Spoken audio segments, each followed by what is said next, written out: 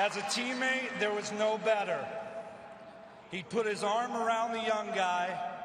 He'd make sure the veteran was good as well. He'd talk hitting. He'd talk pitching. Heck, he might talk to himself in the corner one day. Who knows? But that's what made him great.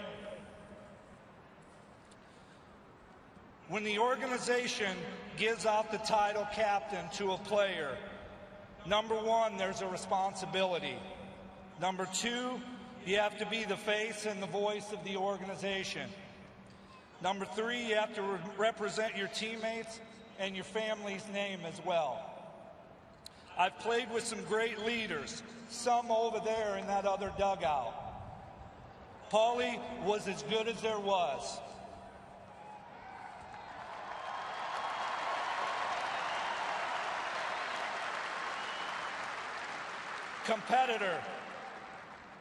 Competitor is what defined him. He lived up to it in every way. The biggest reason is when he was hit in the face twice and never came out of the game.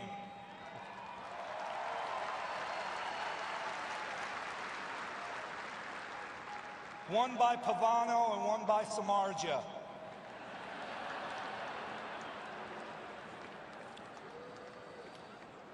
Friend, his work in the community and interaction with fans made him all of our friends. For all the kids here today, think about the four words I said: teammate, captain, competitor, and friend. That's what made this man a role model in the city of Chicago.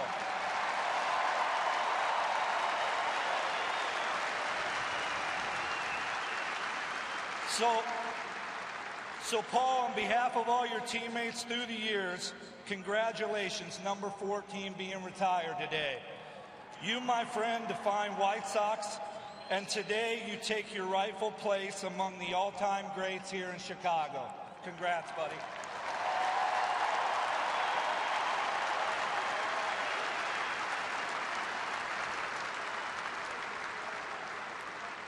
Love to see a home run hitting contest between these two guys. Unfortunately, it'd have to be with a wiffle ball. You know, in 1975, our White Sox began retiring the uniform numbers of worthy, legendary players in White Sox and baseball history. And since then, 10 men have been immortalized with this honor. And right now, let's take a look back at the great players Paul's going to join today.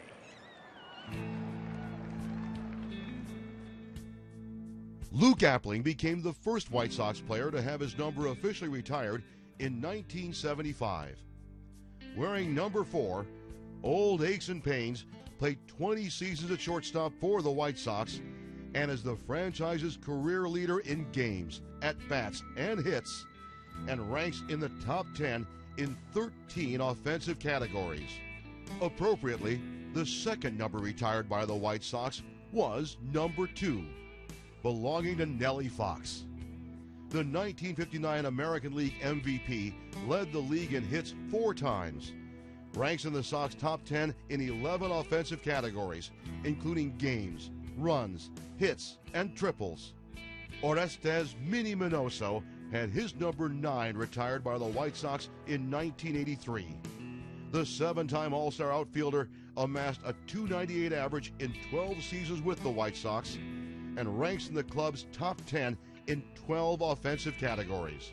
Luis Aparicio had his number 11 retired in 1984 in a ceremony held on Comiskey Park at shortstop, where Little Louis spent 10 seasons of his Hall of Fame career.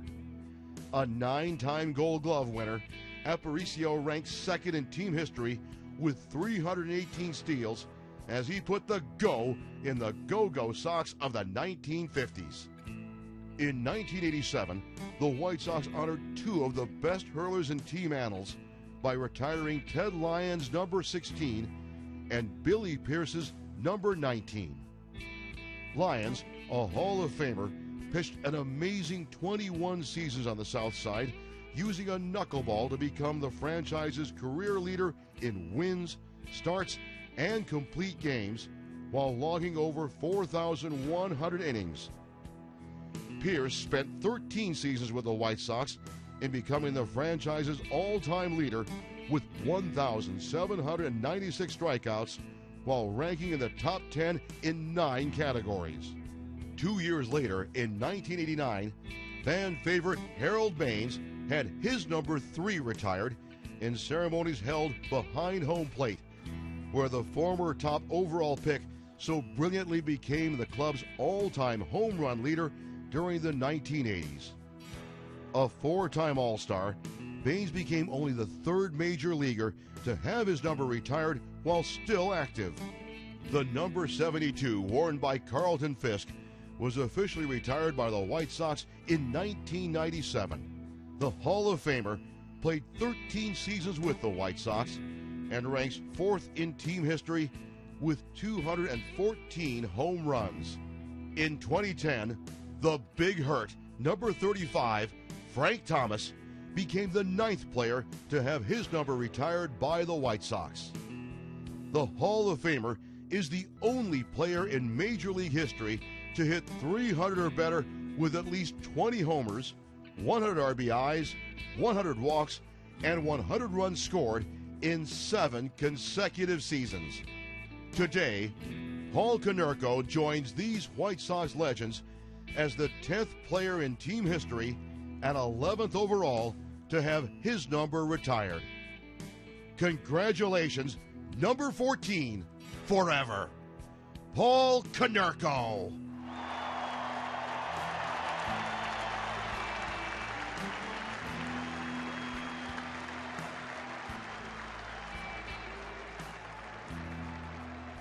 Now, fans, what we have been waiting for, it's time to enshrine number 14 with those other Sox immortals and Jennifer. Will you and Nick and Owen and Amelia please join me right up here at the podium? And please direct your attention to the upper deck behind home plate as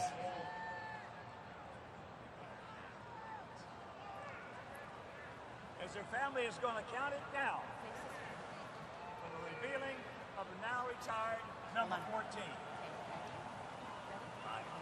5, 4, 3, 2, 1.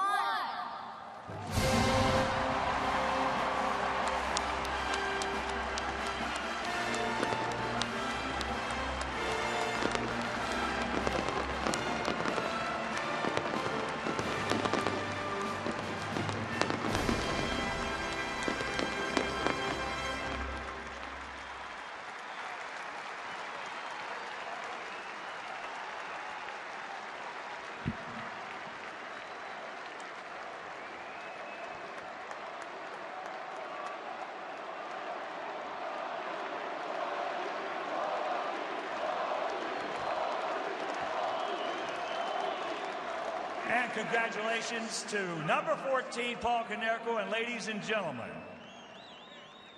you'll always be our White Sox captain, and forever White Sox, Paul Konerko.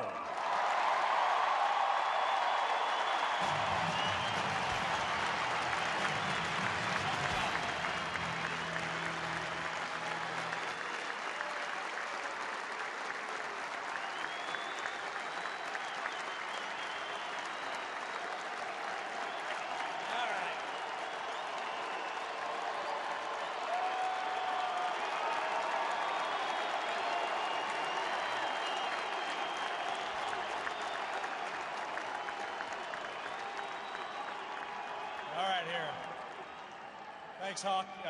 You're a true legend. We all know that, and to have you do that for me was great. I enjoyed all of our time together over the years, and now that I'm done, maybe, who knows, maybe we'll spend some more together. You never know.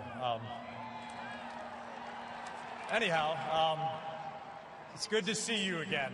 It's been a while.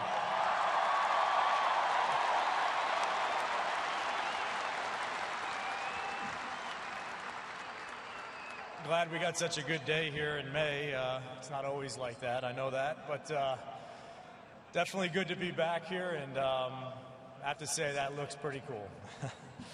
All right, let me start off. First things first here. Minnesota Twins and these guys back here, again, I appreciate it. I know I've been there as a player. These events and all that, push back your routines and all that kind of stuff. So I appreciate you guys making time for this. I appreciate you guys even being out here to watch it. That's pretty cool on your part. It's very, very class organization all the way. Every year we played against these guys, and it doesn't stop now. Thank you to you guys back here. I'm glad that this happened soon thereafter I was done, because I got to see a lot of the same faces I played with. I want to thank the front office of the White Sox. That has always handled me great, always been there for me with everything I needed. And that goes down to Brooks Boyer and his marketing team for not only today, but the end of the year last year, all year last year, but specifically the end, the September and the last weekend was amazing. And obviously Brooks has taken the time to know me over the years with that nice low-key, quiet entrance that I had through center field. Thanks, Brooks. The PR department, Scott Reifert, Bob Bechtel, Ray Garcia. These guys have a tough job as it is during the year without having special events like this to deal with and to get all that straight. So I appreciate you guys. You always were good to me. Jerry Reinsdorf, I just want to say a special thanks to you.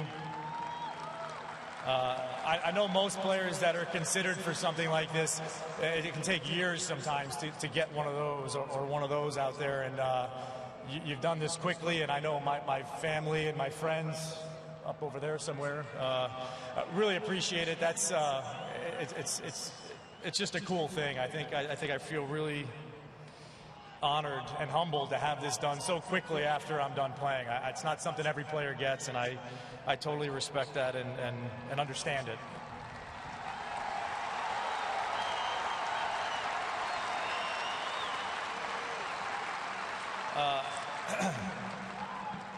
I want to thank all the managers I had, starting off with my minor league managers.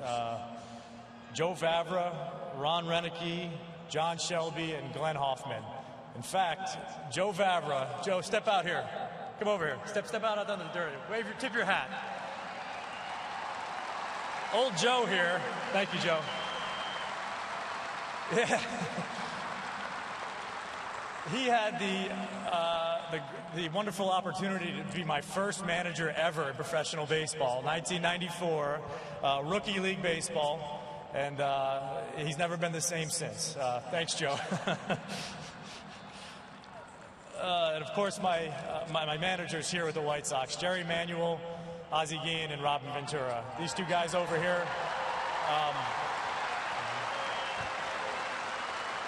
I certainly wasn't always the easiest to deal with, or as Robin will tell stories of my post-at-bats comments. These guys had their work cut out for me at sometimes. It always wasn't what it looked like from the outside. And these guys always treated me well, treated me like a man, and I tried to show up and play hard for them. All my teammates that I had over the years, and there's so many. Jim Thome, obviously, one of the big ones.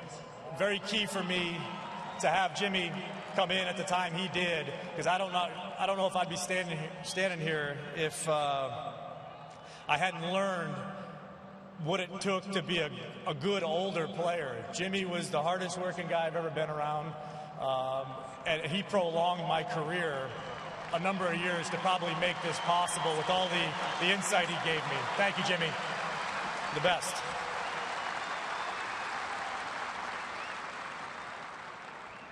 Now, a couple guys that are here today, my hitting guys. There's two of them. I'm kind of a complicated guy when it comes to the hitting, so I needed two of them. So we got Greg Walker and Mike Gellinger. Stand up, guys.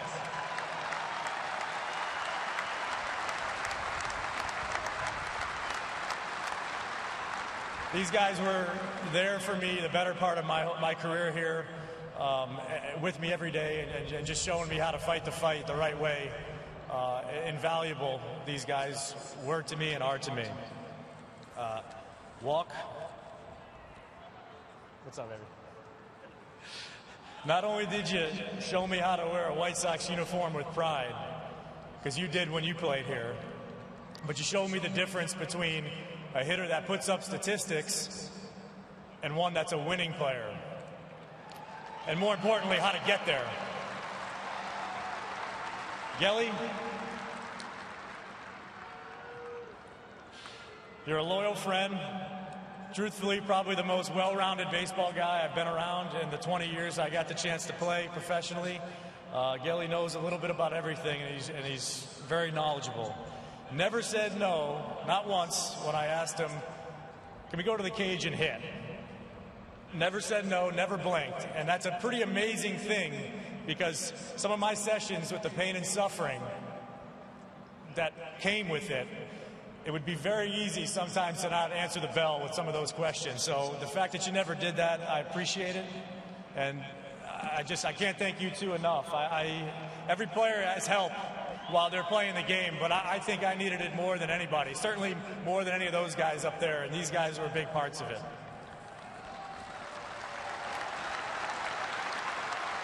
When I see that stature out there, I don't really see just me. I see you two guys, you know, kind of next to it. But it doesn't look quite as glorious. One of them has an ice bag on his head.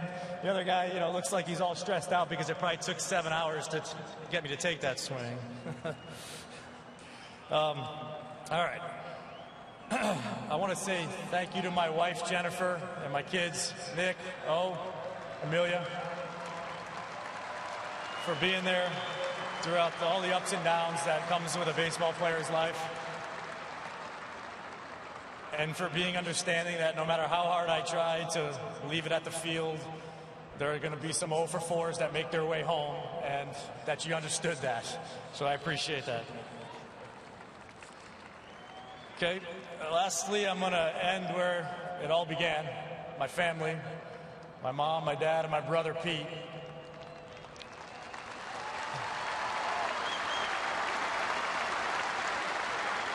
Pete, thanks for all the support, the common sense advice throughout my career. Invaluable most of the time. A lot of times I didn't even hear it until after the fact. But you were always there leaving messages, and just really good to me the whole time, and there for me. I appreciate it. Thank you. You're one cool older brother. To my mom and dad, thanks for getting me to all the practices, all the games, everything that it takes to have a kid in sports growing up. I was there for every one of them on time, usually 45 minutes early with my dad, usually. So I learned that early in life, that early is good. And now that I have kids that are doing it as well, I understand it ain't that easy. It's a commitment, and it's not easy to do. So I thank you guys, and I love you guys. Okay.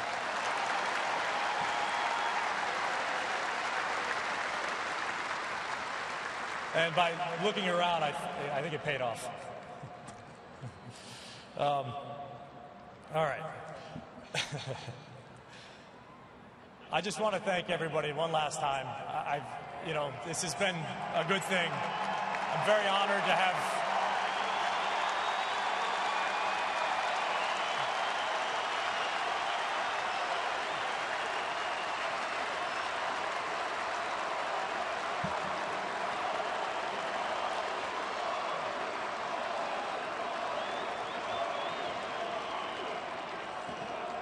I've always been honored, and I knew it was a privilege to wear the uniform. But now that I know, and I've experienced over the last 6, 7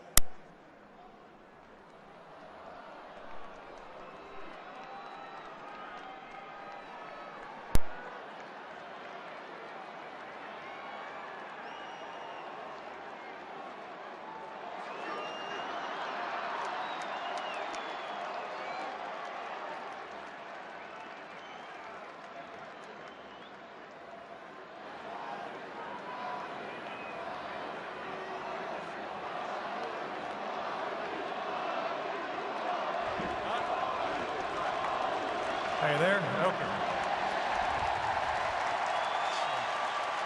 So that's how I figured out the meaning of life. No, I'm just kidding.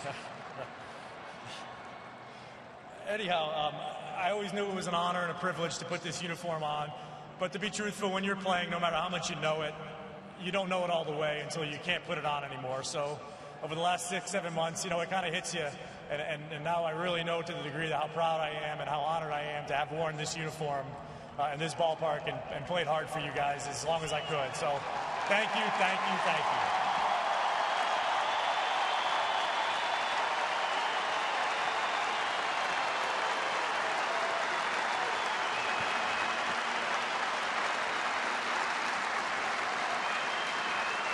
All right, we got 2 games today. We got one here, one over at the United Center later on. Let's go get them both.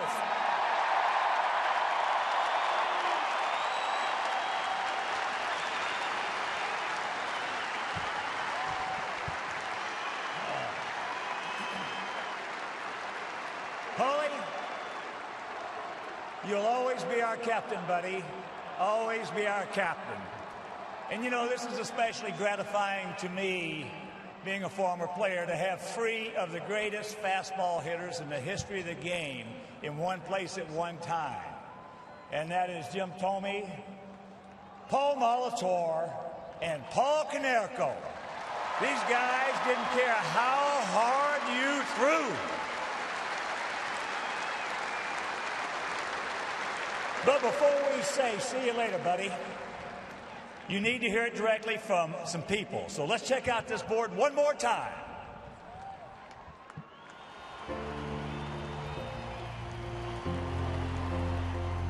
I'm not even going to say fans. I'm going to say friends.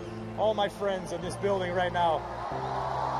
The relationship between myself and you guys, it just fit right. And I tried to earn that as best I could for you guys.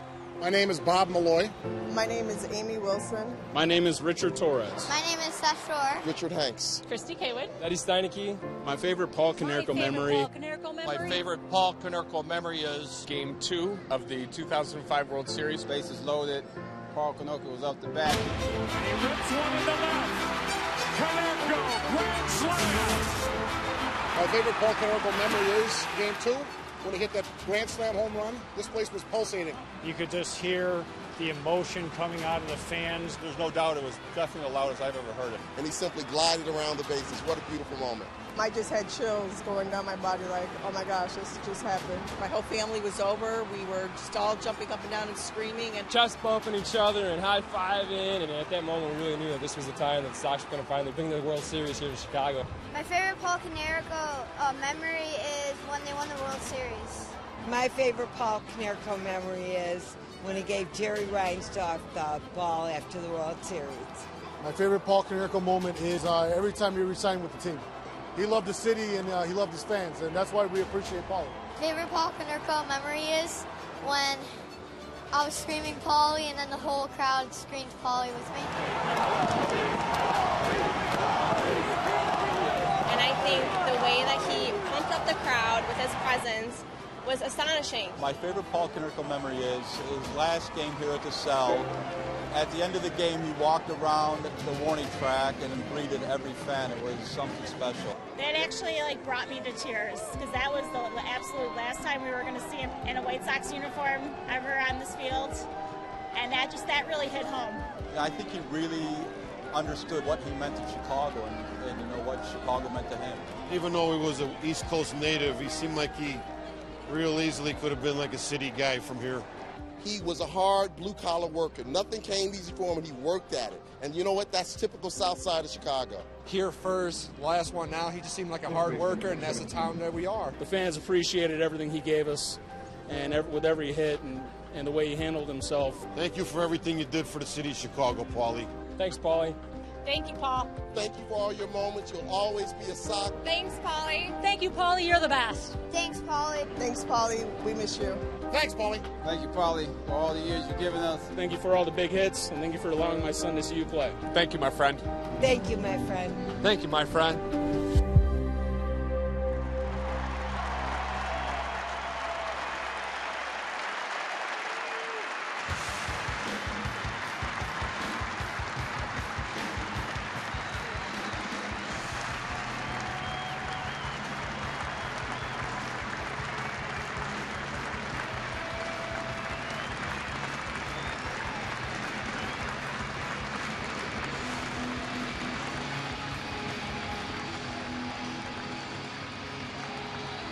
And so the end of an era. A moving ceremony for Paul Konerko and his family. Number 14 retired here on a gorgeous day. Kind of reminiscent of 2005 when the White Sox won that World Series in that parade. What a great day it was here on the South Side. Now the Twins and the White Sox run around the corner. A new era begins. Chris Sale takes the hill against the Twins today as the Sox go for their second in a row. There's number 14. Let's hope this day, this ceremony, inspires the White Sox to a great day and a great year. White Sox baseball coming up here on WGN after a break. The Ford White Sox warm-up.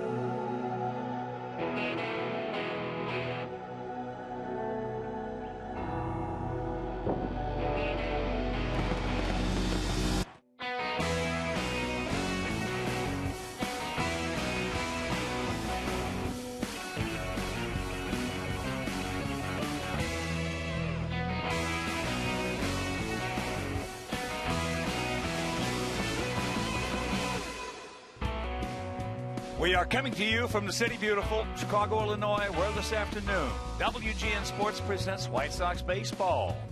It's Jose Abreu, Melky Cabrera, Alexi Ramirez, and the Sox as they get set to butt heads with Paul Molitor's Minnesota Twins.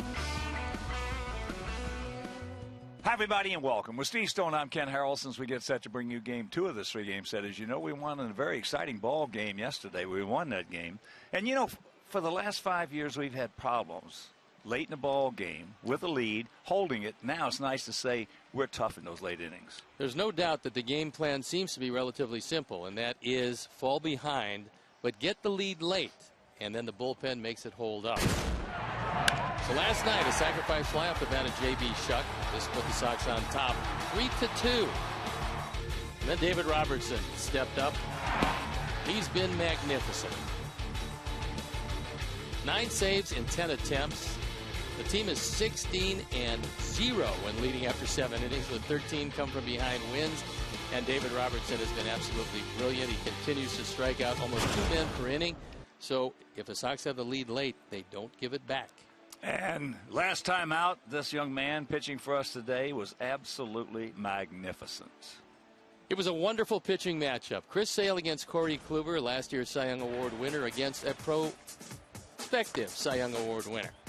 And Chris Sale matched him almost pitch for pitch. He threw a brilliant ball game, as did Corey Kluber. In the end, the Sox came out on top. Chris Sale has seen this Minnesota team once before, but lifetime against them, he was brilliant. Last time out against the Indians, 8 innings, 4 hits, and a run. He struck out 7. And against the Twins, lifetime 7-2 with an ERA in the low 3s. So he's pitched against them. He knows them. And we'll see today if he can get the Sox off to 2 in a row, the first 2 games of this Twin series. And besides Chris Sale out there on the bump, we're also retiring Paul Konerko's number 14. So sit back, relax, and strap it down. White Sox baseball coming your way.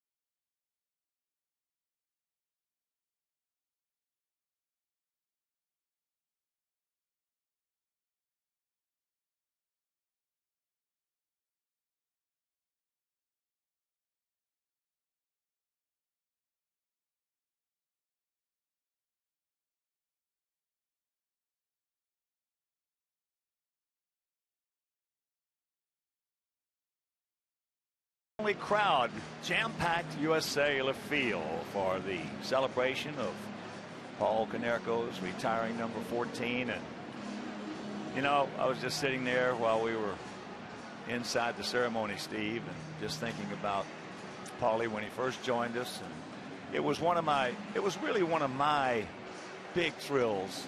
Of course, we've had so many good players here, not a whole bunch of great ones like the Big Hurt Frank Thomas and Paul Konerko, but just watching him mature and how he came in with such a, he was just about as hard on himself as anybody I've ever seen.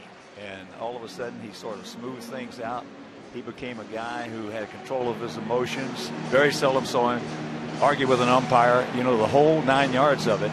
And then for him to accomplish what he did has been one of my great joys. You get a chance to see not only the maturation process of a great player, you get a chance to see a guy who was as reluctant a captain you could possibly have, because that's not his personality. And you can't take a captainship, a leadership role on a team, it's kind of thrust upon you. And those guys who are in that position and wear it well, and Paul wore it exceptionally well, will be remembered for their teammates, because he was the go-to guy. When there was something to be said, it was Paul who said it. He was not the most vocal of all leaders, but he was one of the best of all leaders because of the respect that he engendered from his teammates. The fact that he played hurt a lot, and they saw this going out there every day. He was a leader more by example, but if you had something that you needed to say or hear, Paul would either listen to you or tell you what you wanted to hear, and that part of it was terrific. And you can't say this about yourself, Hawk, but I will. You did an outstanding job down there. I thought you orchestrated things well. I thought it was a very emotional ceremony. It was nice to see his parents there, and for me, getting a chance to fly one time with Paul as he flew back home to Arizona, and I kind of hitched a ride with him, I got a tutorial on hitting. I didn't say very much. I listened to him talk about breaking down hitting as scientifically as anybody could possibly do it. He was talking about not only his stroke, but the stroke of Gordon Beckham and a number of other people. And it was something that I'll always remember, because he broke things down so well and understood what he had to do so very well. And he was the product of, obviously, many years in the refinement process of a hitter. Just a pleasure to listen to him. Well, one of the big reasons, two guys he had down there, Mike Gellinger and, of course, Greg Walker. And he's just one of those guys, as I said, that sometimes when he first put that White Sox, he overthought. He outdumbed himself a lot at the plate, which young hitters do. But, boy, I'll tell you one thing. He always had the one thing, the one ingredient, that if you can cover a major league fastball, and he could cover it with the best of them, then you can hit up here. And he just went from there and then learned how to become a good breaking ball hitter, and especially a good 7th, 8th, and 9th inning hitter. Well, he also learned something that's a little more difficult for guys who can really hit, and that is he made himself a good defender. I don't think he was a natural defender. He was a guy who started out in the early years as a catcher and then was a third baseman, and then kind of by default moved over to first base. And as far as picking low throws, I'm not sure we've seen too many better than Paul Konerko. Are there guys who were quicker? Obviously. Are there guys who maybe could roam in different areas better than Paul? Yeah, sure there was. He just made himself the best that his ability would allow himself to be defensively. And he realized that that was a big part of the game, that you could win games by making double plays, by catching pop-ups, by doing all the things you have to do that don't involve hitting the baseball. Well, there was nobody better. You know how yourself, being a former pitcher, how the first baseman, you got to have somebody that'll give you good feeds, because you're going to cover first a lot in the course of the season. And nobody gave his pitchers better feeds and made it easier on them than Paul Konerko. The White Sox take the field.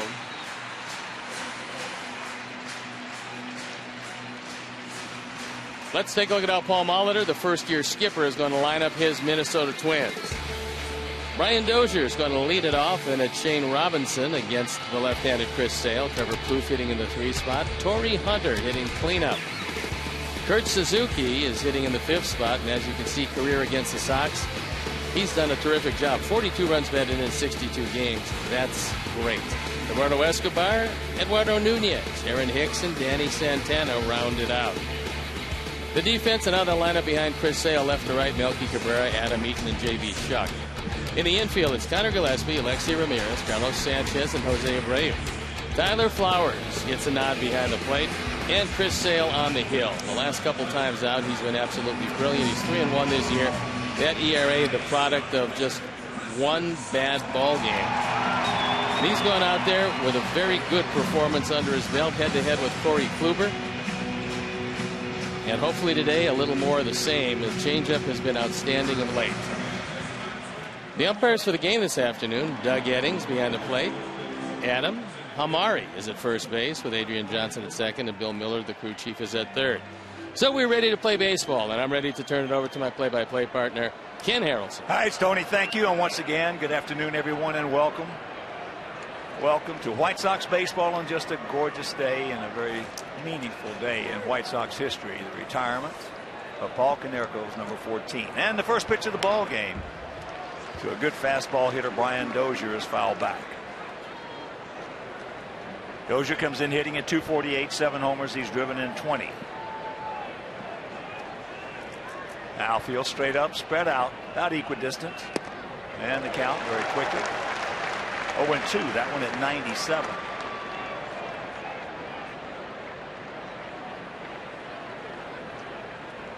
Ryan 0 for 4 last night in the opener. Sox won that game 3-2. It was a very exciting game. We trailed it 2-0. Came back to win it.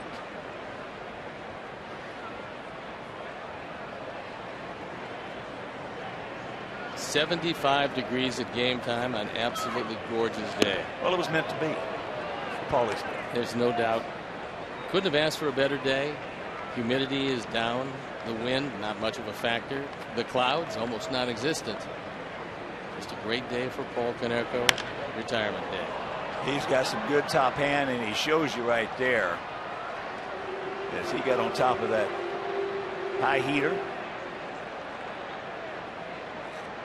Dozier was a man without a position and a man without a spot in the batting order, and just kept getting better.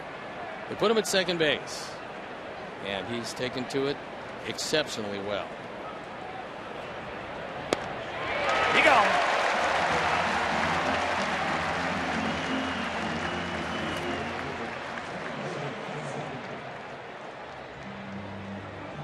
Twins come into this one at 23-18. They're 4 games in back of Kansas City, 2 games in back of Detroit, and the Sox 3 games in back of the Twins. So here's Robinson, Shane Robinson, hitting at 274. He's in left field today.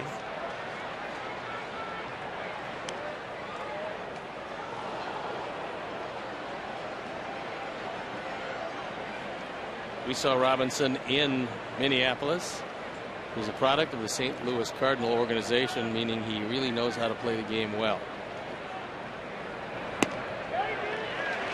Did not check it up. Then the count 0-2. And here at the ballpark, 330 down the left field line, 335 down the right field line, 375 in the gaps, and 400 straight away center.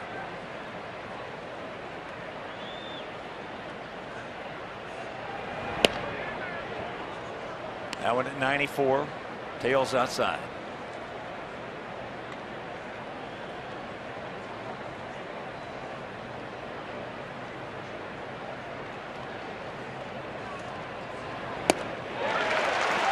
He gone.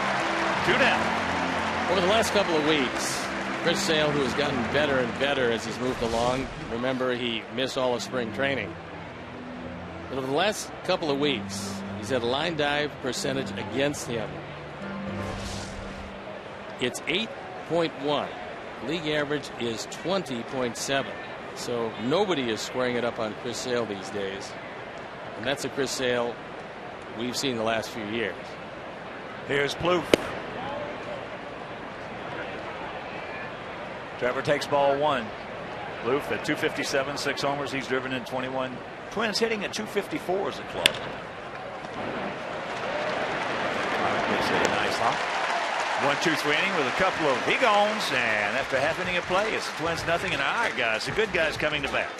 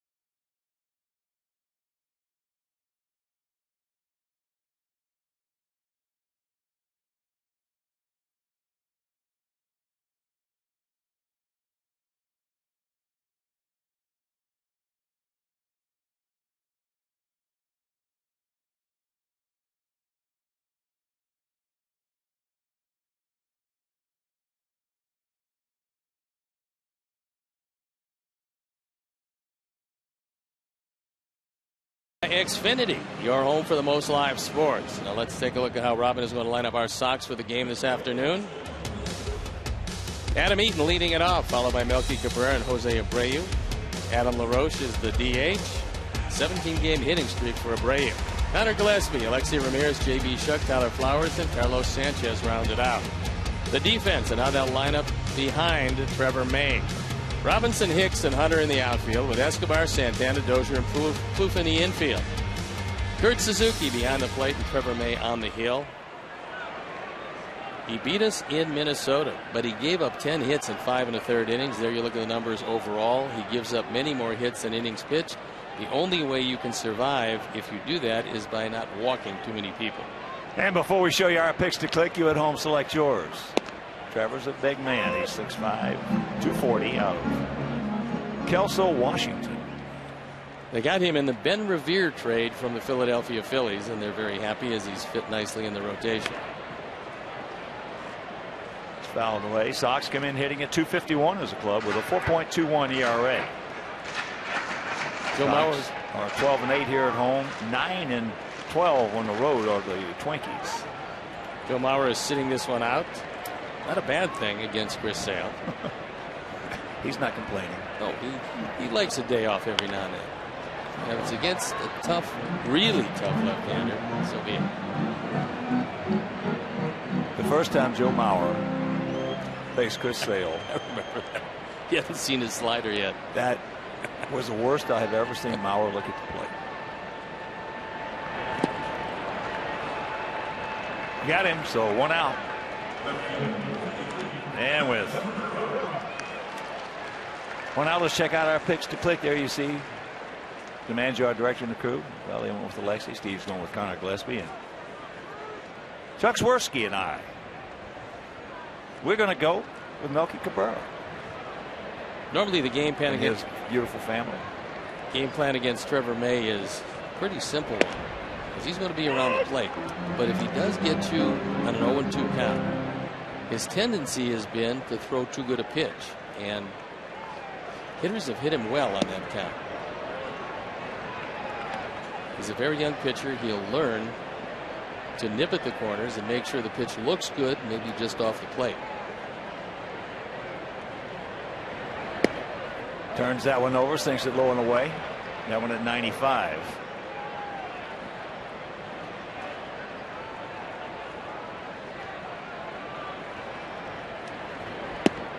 And that's low. Melky 1 for 4 last night, hitting at .252, a homer. He's driven in 14.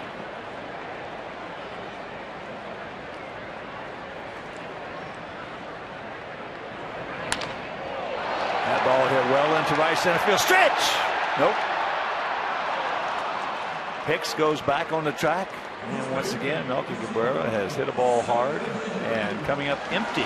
Hitting it to the wrong man in this defense, because Aaron Hicks, who has had 3 or 4 shots at the major leagues, can really go get him. His trouble has been swinging the bat, but defensively he's as good as they have in their organization.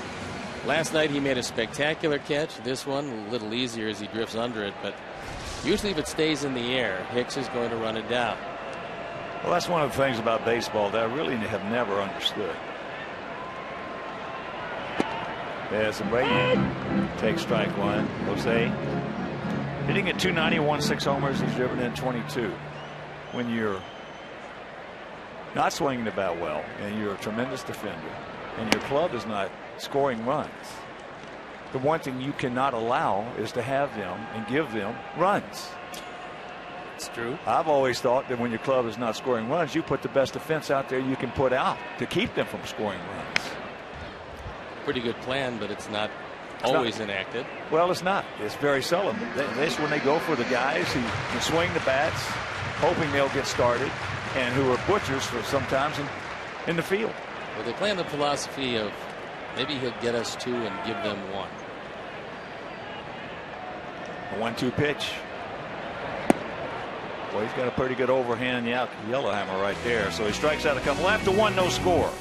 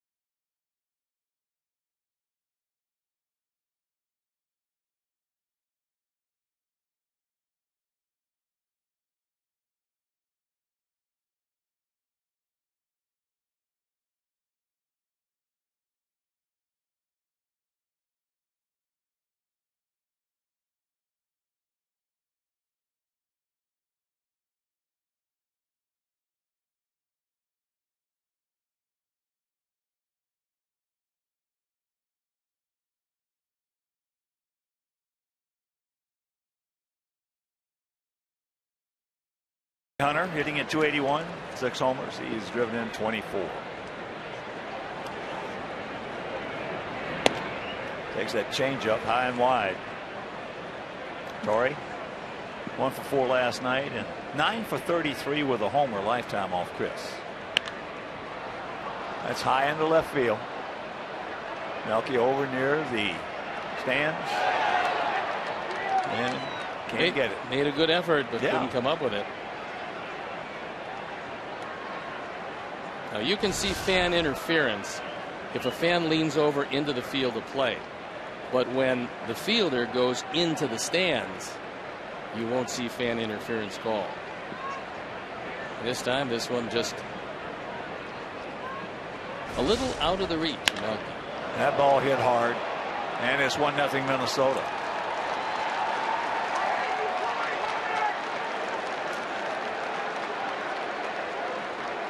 Seventh home run of the year. Torrey Hunter has now driven in 25. No concession to the aging process for Torrey Hunter, as he's off to a terrific start. He had a great year with Detroit last year. This time he gets a fastball. It's up and out over the plate, and a line drive rocket makes it 1-0.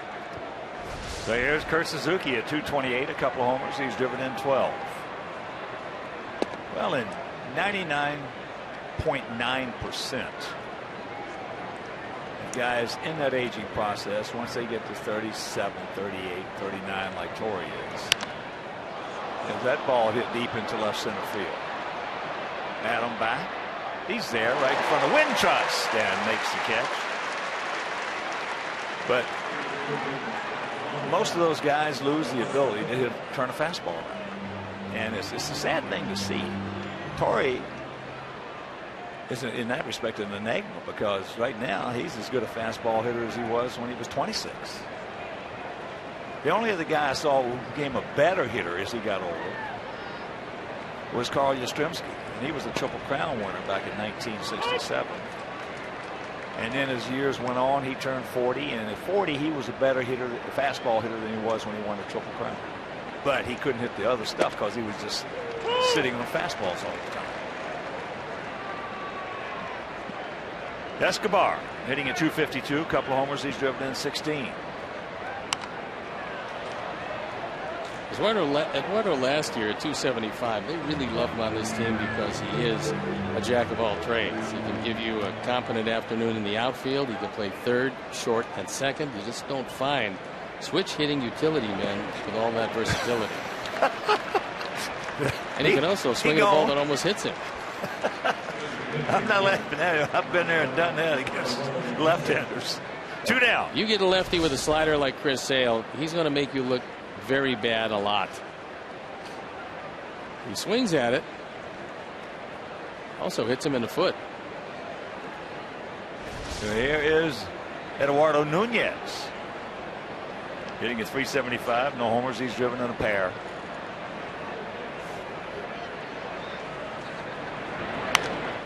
Yeah, but I remember guys, Hall of Famers like Harmon Killebrew, Brooks Robinson, and those guys, as they got older, could not turn the letter high fastball around. Of course, the American League at that time was a high fastball league. As that ball hit deep in the left center field, and that's gone. So it's 2-0. Nunez just activated off the disabled list, acquired from the New York Yankees. That's his first home run of the year. He's driven in 3. You're not going to see too many innings in the career of Chris Sale where he gives up 2 home runs. But you just saw it here this afternoon. This is another fastball. This one is up and out over the plate, and Nunez turns on it and takes it out. Well, that's the 5th and 6th home run that Chris has thrown this year. And here's Aaron Hicks.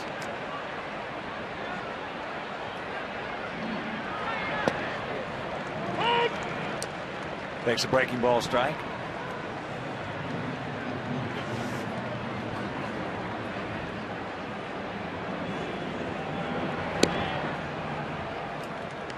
Twins now with 32 home runs.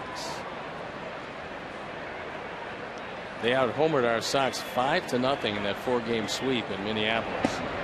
Somewhat surprising because the Twins weren't known as a home run hitting team, and the Sox usually are known as a home run hitting team. It hasn't worked out quite that way in the early going, especially in that ballpark. Change up. 2-1. Hicks hasn't had much of an opportunity to hit from the right side, just 7 at bats.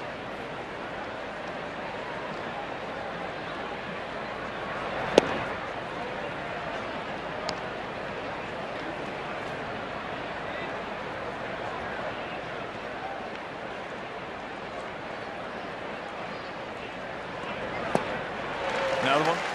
He gone, but a couple of solo shots. And after an inning and a half, 2-0 Minnesota.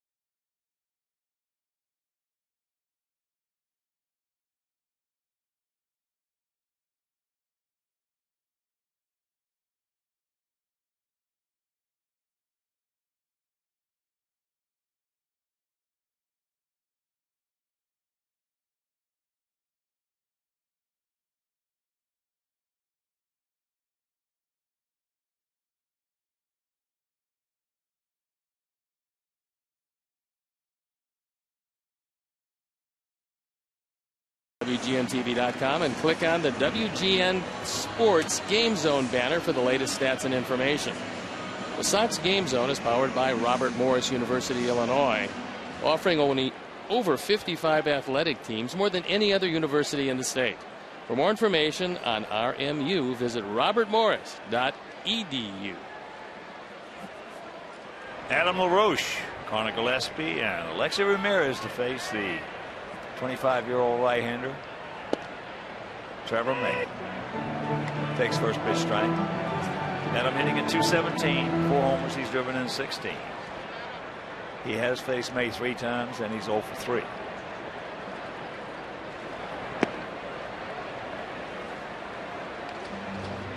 He's a 3-pitch pitcher. We've seen the good overhand curveball. He's got that. He also throws a changeup and a pretty good fastball, which he throws 2 of, 4-seamer, 2-seamer. Deep in the right center field. Hicks back, and it's off the wall. Adam now will pull up at second with a leadoff double. That's his 5th two-bagger.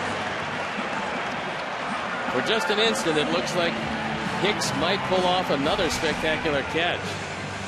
This is a curveball that stays over the inner portion. Left-handers love the ball down for a strike on the inner portion of the plate, and he puts a charge into it. And Hicks has the ball hit the mesh before he can get to it. Well, 2 guys were wrong there. I think Adam thought it was gone, and I think Hicks thought he had it. So he got there, just ball hit above the glove. So here's Gillespie. Connor at .253, a couple of homers. He's driven in 10. Connor had a similar situation in the ball game a couple of days ago, where situation dictated he tried to pull the ball and he popped it up to the left side.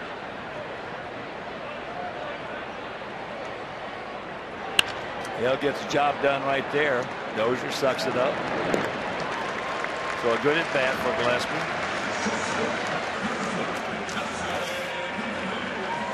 White Sox fans, celebrate your Italian roots with Italian Heritage Night presented by Beggar's Pizza. When we take on our division rivals, the Detroit Tigers, on Friday, June 5th. Italian Heritage Night will feature specially priced tickets and a post-game fireworks show. To purchase tickets, visit whitesox.com/Italy. All right, Connor did his job. Now Alexi's got to do his. Alexi had 250, couple homers, 18 knocked in.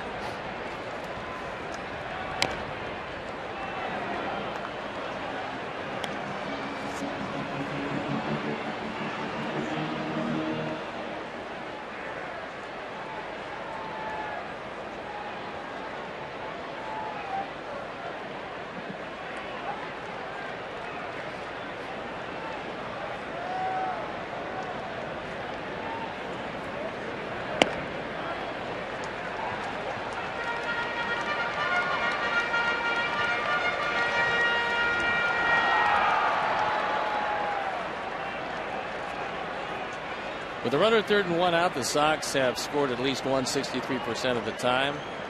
League average is 71% of the time. And that'll go up a little bit for us. And it's a 2-1 ball game. RBI number 19 for Alexi. He got his fastball and he got it down. Apparently the scouting report on Alexi is try to throw low fastballs if you're going to throw fastballs, but it's hard to get a fastball by him. He saw 3 of them, and the 3rd one he rifled into center field. Well, he's the best right-handed fastball hitter on our team. He is that. Here's J.B. Shuck at 276. He was 2 for 3 last night. And there goes Alexi. He gone. 2 out. One of the better throws by Kurt Suzuki. He got rid of it quickly, and he threw it right on the money. Not a great jump by Alexi, and Suzuki comes out, puts it right there. Santana, all he's got to do is lay down the tag.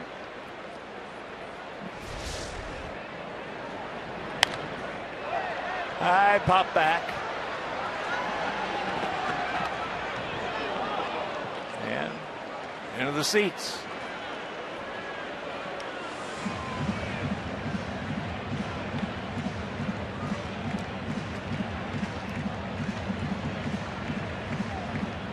Standing room only here on a memorable day if you're just tuning in for the White Sox.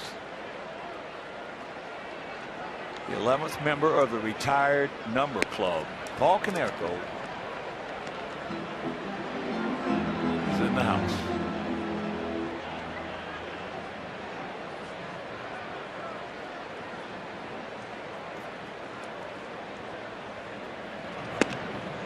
Got him, but we pick up a run to lead off double.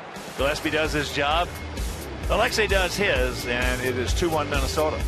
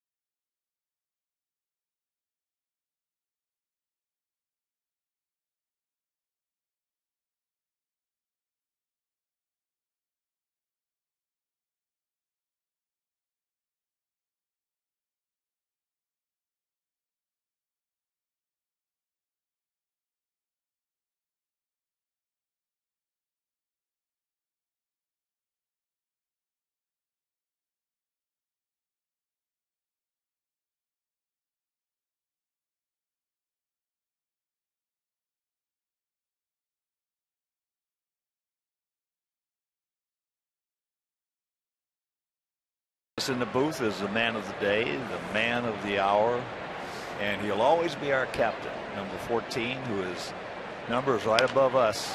There's a little swinging bunt. Gillespie. Oh, he threw it away. Paul Konerko, Paulie. You look great, kid. Thanks, You're pal. playing some hockey, huh? Yeah, playing some pickup hockey. You know, I did it as a child and then, as a kid until I was 16. So once I got playing into professional baseball, you can't do it because you can't get hurt. So as soon as the retirement hit, and I was back out there, leaving it all out there. Yeah, some of the guys who saw you earlier before I did say, man, he looks terrific. So what do you think about today? Well, they did it right, didn't they? They did. I mean, it was a real hard act to follow with the end of the year being so soon, you know, so short time ago. So to come up with something original and nice and to have it feel like it was something new, it was hard to pull off, and they did it. So it was great, and I think you definitely, at the end of the year, you know, you're scrambling around last year. You know it's a great thing, but you're also trying to go out there and play and get some hits and just try to, you know, play the game of baseball. This was a little different because I had none of that going on, and it does hit you between then and now that, yeah, you're not putting the uniform on anymore. It's over. So you do appreciate it, I think, a little bit more. Not that I didn't appreciate it in September, but this kind of hits you, and you really get a foul.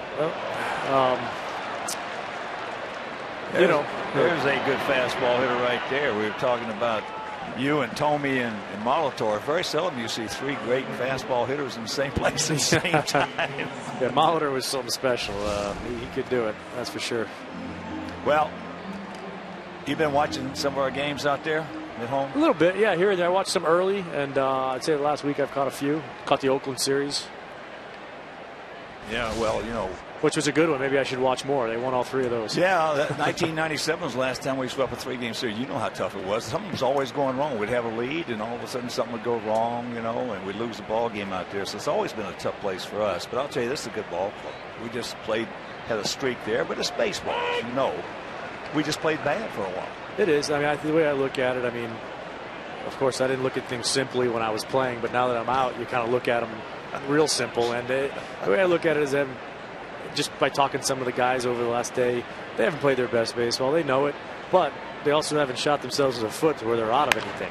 No. You know, they have a good 7-10 days, and, you know, they're immediately back in anything they want to be back into. So that's the main thing. April and May with the weather can be really tough, and I think the main thing is that they're not right where they want to be, but they're also not out of contention to where the season's already a throwaway. They have tons of time left, and you just got to trust the talent. There's a ton of talent in this lineup on the mound, so you just got to trust that that'll bear out over 162, assuming everybody's going about it right. The talent will bear itself out. You know, some of those other teams that are doing well right now are going to hit some bumps in the road too. Well, I had told my family, I said, if we can just hang around 500 for the first 2 months, we're going to be in good shape, because 25 out of our first 28 were against the Central Division. And we're still going to be playing them a lot of games. So if we can hang around, you know, at 500 mark or wherever it may be, then when we get to August and September, it's going to be fun. You know, it's the first time in a long time that we've had a bullpen that can protect the lead in the 7th, 8th, and 9th inning. Yeah, Robertson's lights out. He's fun to watch. He wasn't fun to hit off of, but when you watch games on TV, a lot of guys that are good look like they're easy to hit on TV. Well, as we know, it's a little different when you're up there. He looks tough to hit on TV, you know. So when you're watching the games, it's I find myself swinging at some of his breaking balls even watching him on TV.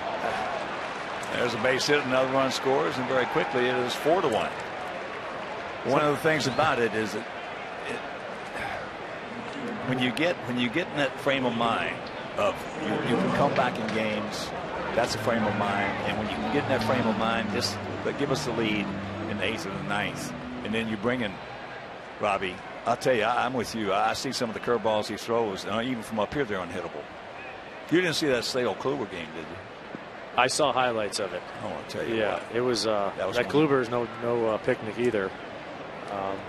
That was one of the best right-handed curveballs I've ever seen. I was telling everybody all week after that game, when some people back home asked me, I said, yeah, I got a home run off of Kluber, but I hit it off him when he first came up and didn't know what he was doing yet.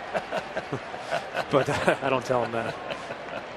In spring training this year, obviously you didn't have to do anything, but did the muscle memory, did your body tell you it's time to get ready, and you just had to say, well, actually it's not because I'm retired? You know, I didn't. it didn't really hit me that I had no baseball until as you guys got close to breaking camp and leaving for the season. Spring training just kind of came. I tried to stay in shape. Like I said, I was skating, lifting some weights. And, you kind of catch yourself sometimes because you've been such in a habit over the years of you're building up to a goal. You're building up to a date to be ready by. And a couple times you catch yourself doing that and you're like, hey, there's no date to get ready by. You're just doing this for the fun of it to try to stay in shape. And it's a little bit different. But, no, everything, I think for me, the switch to want to do everything baseball related and want to get ready to play and do all the things it takes to do, it went off sometime last year. Like the way it all wrapped up and the way I felt inside and all that, it all kind of ended. And I don't really feel and haven't felt an urge to want to do anything baseball related since, which is nice. It's a nice thing because I know a lot of guys don't get that when they're done playing. They still want to get out there and play, and it's going to be tough for some guys. I've been pretty lucky not to be dealing with that. But every day between 7 and 10, I just find myself throwing something out of anger in my kitchen. Like I got to throw I'm used to throwing my helmet and all that or something, so I just find myself, picking up like a spatula and throwing it across the kitchen, just out of habit. No, I'm just. Look at this one. Oh man, you talking about it? Look at this duck snort. There it is. They're going to get him a second. Yes. Wow. Torrey Hunter, I'm sorry, Paul. That's a tough one. You want that one. How about Torrey at 39 still able to turn that fastball around? He did, yeah. Torrey's a special player. Just your typical 9-6 force out at second. I've told this story to a lot of people. The first 2 years you were with us, we were having dinner one night. I asked my wife, and I told her, I said, honey, I'm worried about Konerko. She said, why?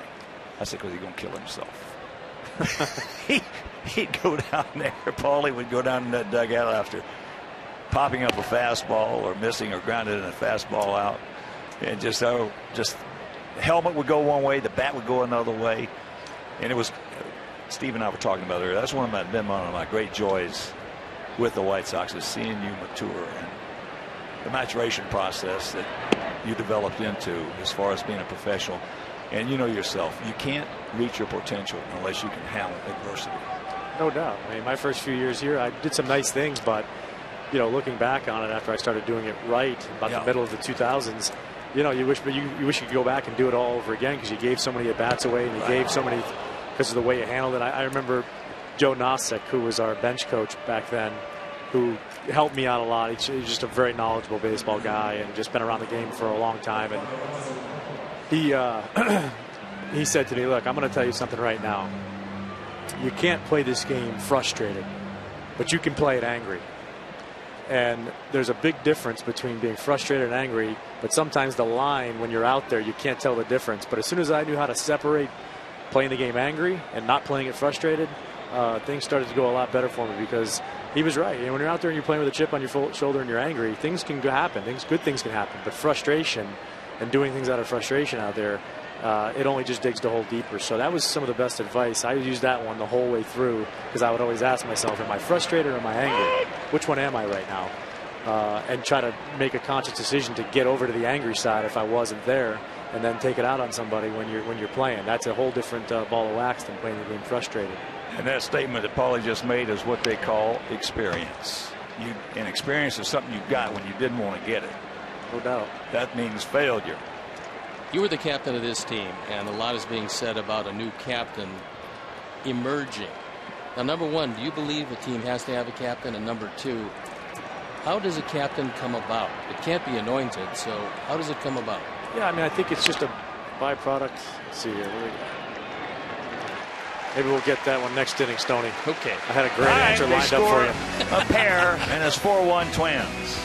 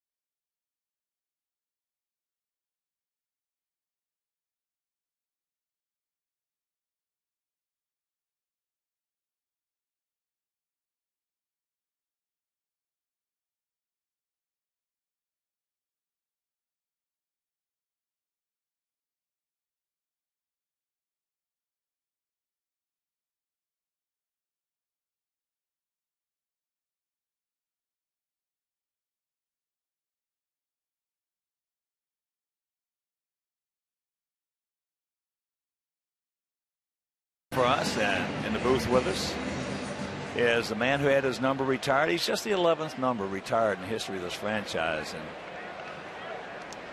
flying in, did you think about it at all, about being up on this facade? Yeah, you know, I got nervous. I hadn't thought about it too much.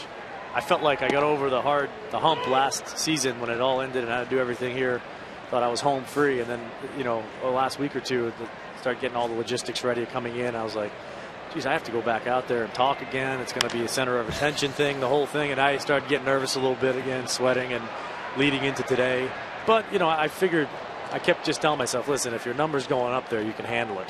It wouldn't be going up there otherwise, right? So, and I had done it. You know, I did it at the end of the year, and you just get through, and I think you just speak from the heart, and you just try to, you know, I think with these fans and everything else, I've always, when I talk, and I've had done interviews or done something like that, you just talk. Like, you talk to your friends, you talk to your teammates or whatever it is, and you don't try to be all, you know, official sounding and all that. You just talk like people want to talk baseball, and I think, you know, hopefully they get what you're saying. Well, that's one thing about Paul, for all the people out there who didn't have an opportunity to know him when he was playing here for those 16 seasons. He really did not seek notoriety. He did not seek, like a lot of players, the headlines or the talking with the writers. Now, he took it and he accepted the responsibility of being a star on this team.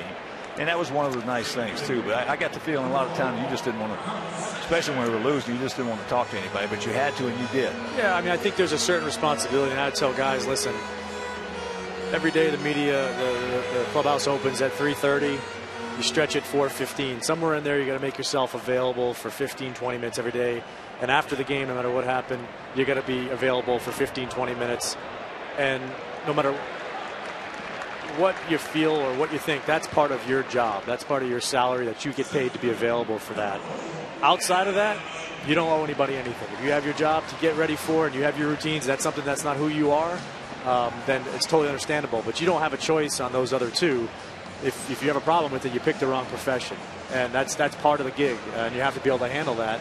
And it wasn't always fun, because especially when you're going bad, a team's going bad, and you're a big cause of it. You don't want to have to answer that, but it's just, it's what you got to do. It's no different than having to come out and stretch or take batting practice, and especially in today with all the outlets and all the things going on, you have to make yourself available. That doesn't mean you have to make a big show out of it every time you do it.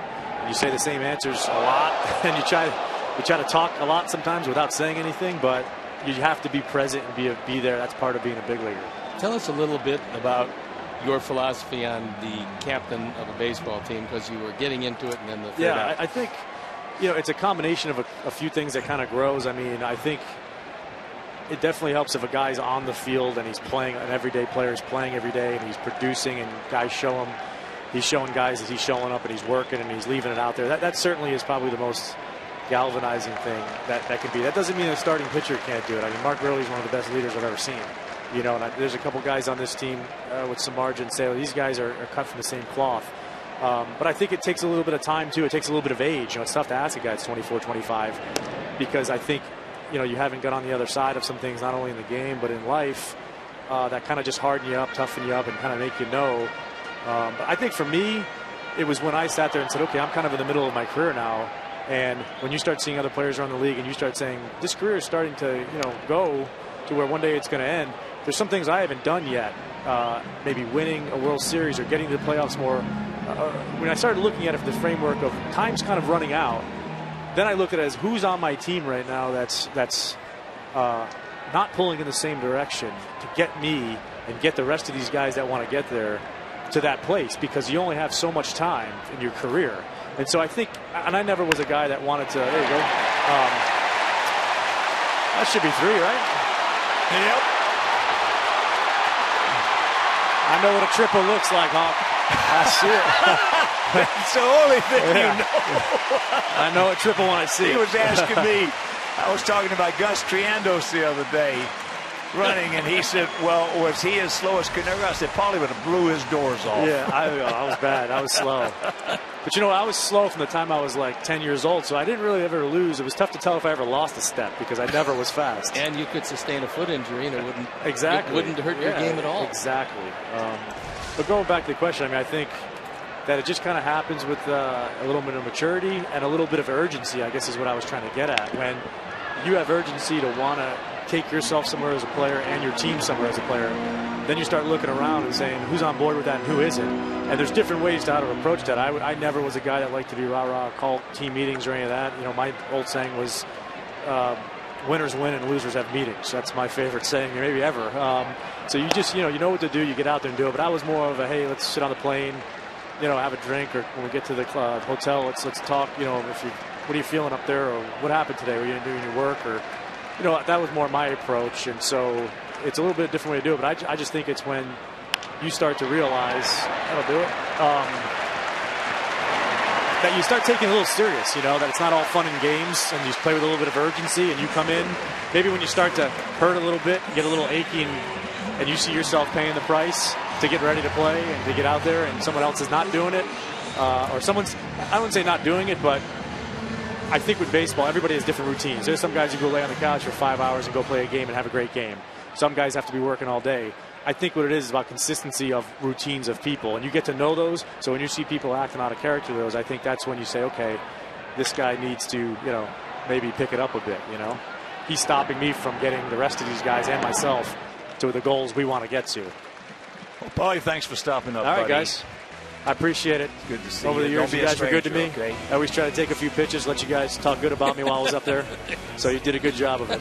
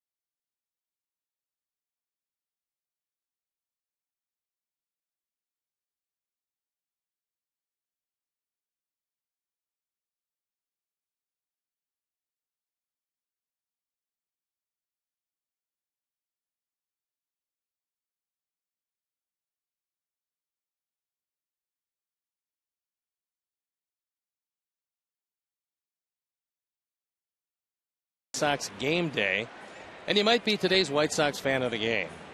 White Sox fan photo of the game is brought to you by Beggar's Pizza, now with 22 locations.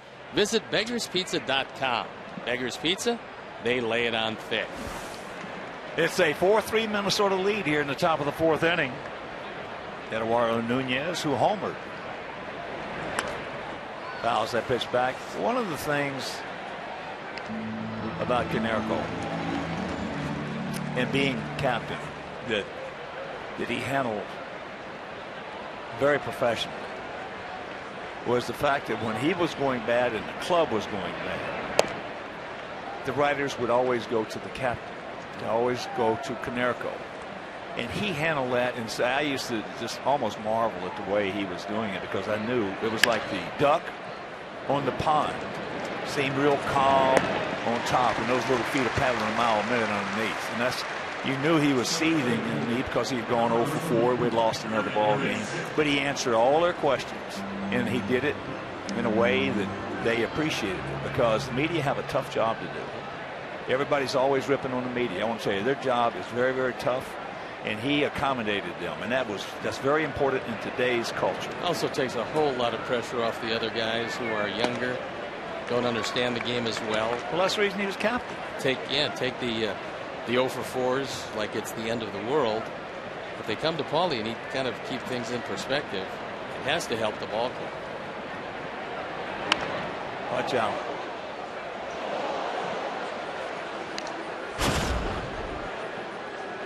Take a look at those All-time White Sox rankings: first in total bases, second in home runs, second in runs batted in, second in games played, third in hits, fourth in runs.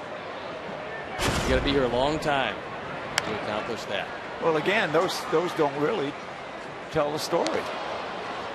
I mean, first of all, it was not what he hit, but when he hit it. That's number one. And the next part, in the clubhouse and on the plains. Breaking ball. He gone. He knew it. 2 down.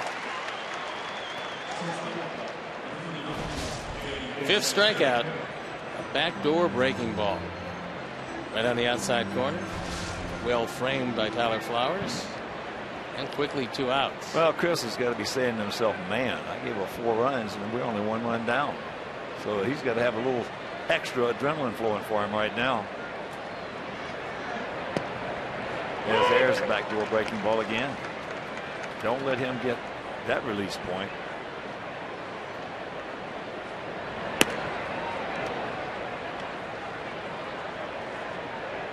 Santana reached on an error.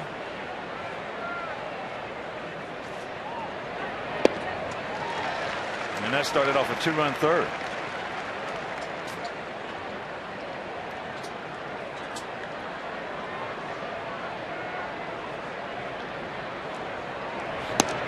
Yeah, when you take a guy like Paulie or Derek Jeter, who had a much bigger stage in New York with him as far as the media goes. He gone.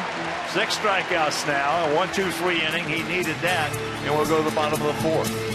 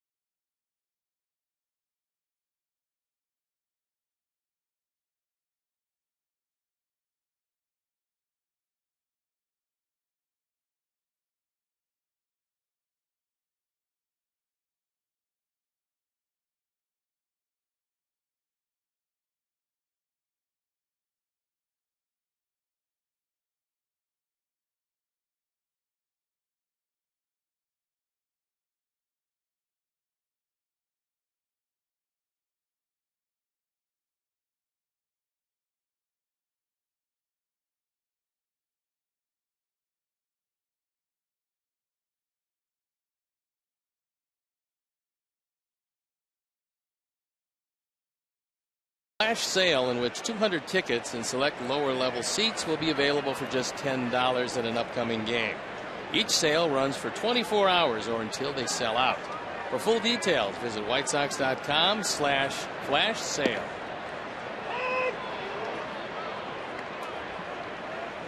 Oh, 1 to count. Did not particularly care for that call. He doubled high off the right center field fence. And very quickly, it's 0-2. It would be really nice to be able to score here for the simple reason that the shadow's now creeping across home plate. Pretty soon, the light standard is going to be between the pitcher and the hitter. As you can see right now, it's off to the right side of the infield. But when that happens, it becomes doubly tough to see anything spinning. Had him out in front, off balance, and that's out number 1. That's 5 strikeouts for May, who is not a strikeout pitcher. But He got it by him at 88. When he was looking for 94.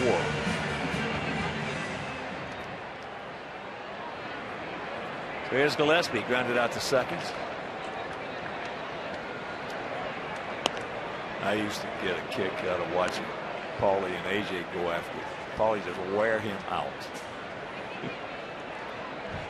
He was one of the few guys could keep AJ quiet.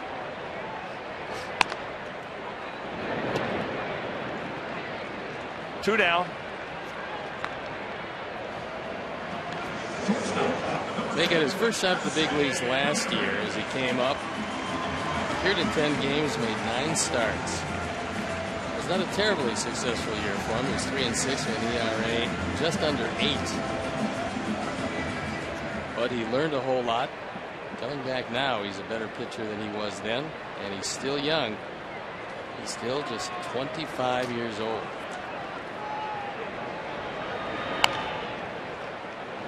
Right off the end of the bat, a little comeback. And that didn't take long. 3 up, 3 down. And we trail it 4-3.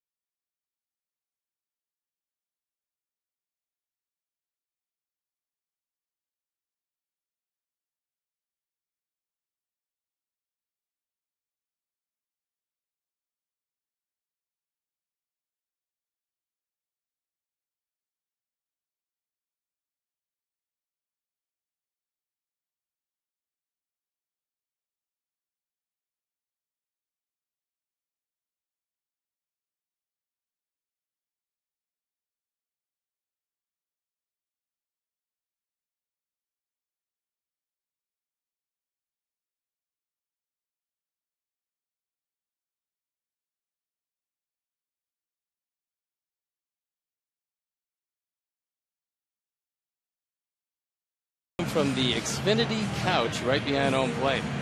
Xfinity gives you the best seat in the house. Xfinity, your home for the most live sports.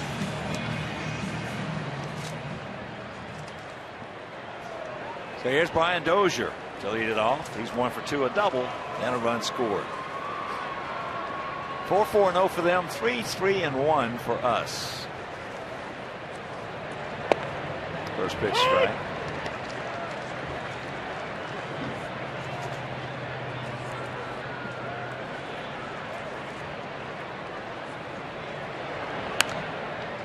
And that's foul back to our right. What a glorious day here in the City Beautiful. Ollie having number 14 retired, and hopefully a nice comeback by our guys. It's only fitting that today should be an absolutely gorgeous day. And there's a whole lot of people in attendance for this one, including standing room only. Change up, he gone.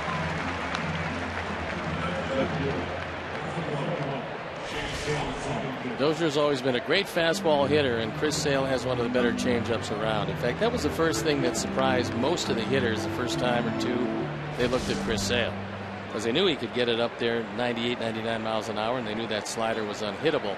They just didn't know about the straight change. And it's been great. Usually with a talented left-hander, especially a young talented, the younger they can master, not master because you never master anything in this game because it's round, but they can get some sort of success with a changeup. That's what gets them over the hump. You see a lot of good left-handed arms come up that put some bad numbers up on that board. But when they come up with a changeup, next thing you know, some of them stars. There's a little soft base hit by Robinson. I think the last time up showed you all you wanted to know about Shane Robinson. He came up in a situation with the infield back where a ground ball got you a run. He went up there and all he hit was a ground ball to shortstop.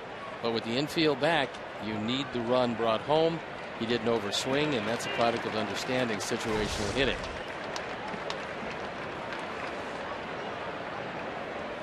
Here's Plouffe. Yeah, but when you think back, when I think back, I should say, on guys like Viola, Frank Viola, pitch that got him over the hump was a change. Bruce Hurst, pitch that got him over the hump was a change. How about Johan Santana? Well, he could tell you it was coming, you couldn't hit it.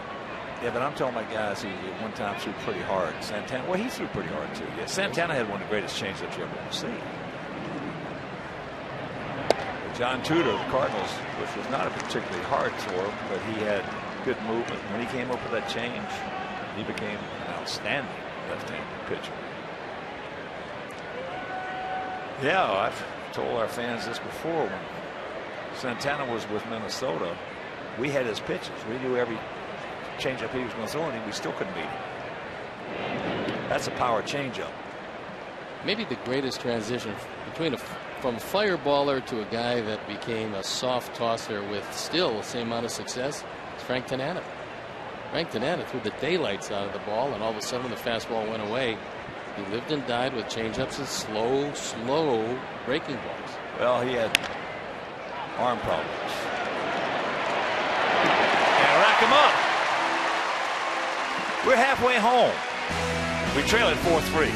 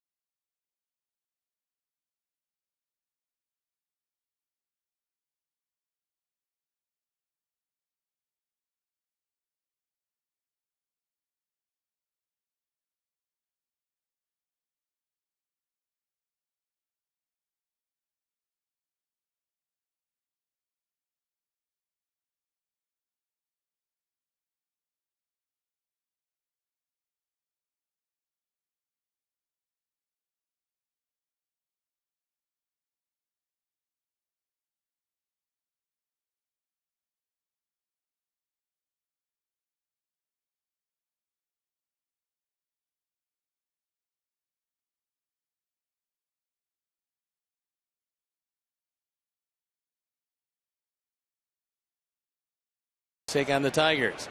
First 5,000 kids ages 13 and under will receive a White Sox Kids XL hoodie presented by Aquafina. Purchase your tickets today by visiting whitesox.com/promos. Bottom of the fifth inning, we trail at 4-3. It'll be Shuck, Flowers, and Sanchez.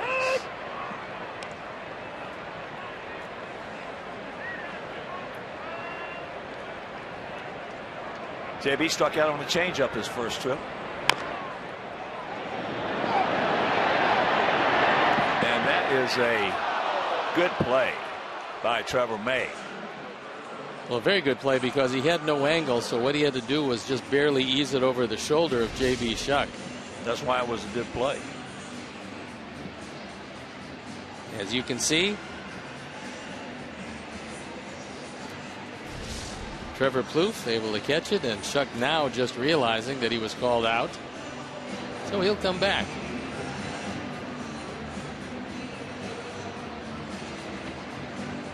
So here's Tyler. He struck out swinging on a fastball.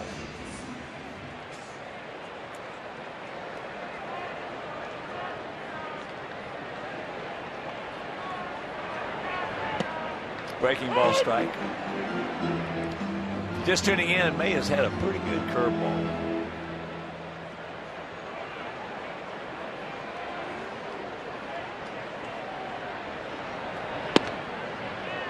And the count 0-2. Now is when the visibility gets a little tough.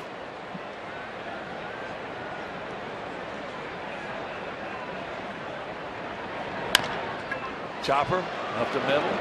Oh, look at this play by Dozier. He can't get him. Good effort by Brian Dozier. That's about as far to the third base side of second as you're going to see a second baseman. Tyler with better than average speed for a catcher. Dozier goes over, smothers it on the short hop, but can't plant, can't get enough on the throw. Here's Carlos. He was hit by a pitch with one out back in the third inning, and that started a 2-run third. He came around to score, as did Adam Eaton, who was on deck after he tripled.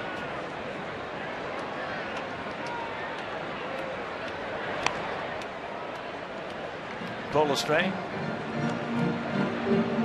and way out in front.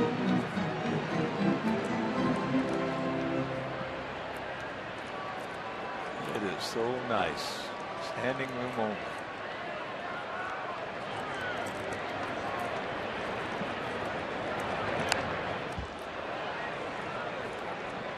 Jacks it up, and very quickly 0-2.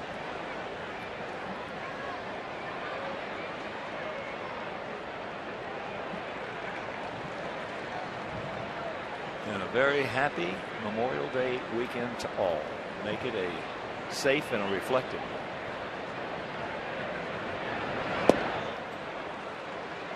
Got him. All speed stuff. Straight change was a good one, and he had Carlos well out in front of it. Here's Adam, that strikeout in the first inning, that RBI triple and run scored in the third.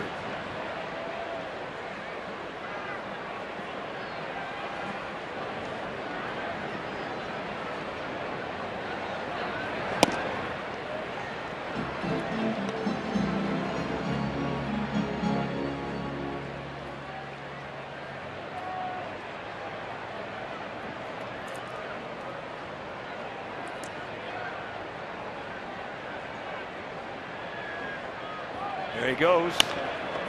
And there's the base hit. That is so nice now. Robinson gets to it in a hurry, so Tyler pulls up at second. Pretty good idea when you've got everybody shifting around. That inside out swing on the low fastball. And he eased it through the vacated left side.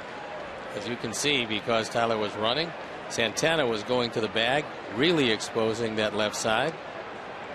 And because he's a bunt threat, Escobar was in closer than he normally would be at third. There's Melky. He's gone out deep to center and then knocked in a run. That's right off the end of the bat. And that'll retire the side. So we have a mild threat. Can't do anything with it. We're into the sixth, trailing by 1.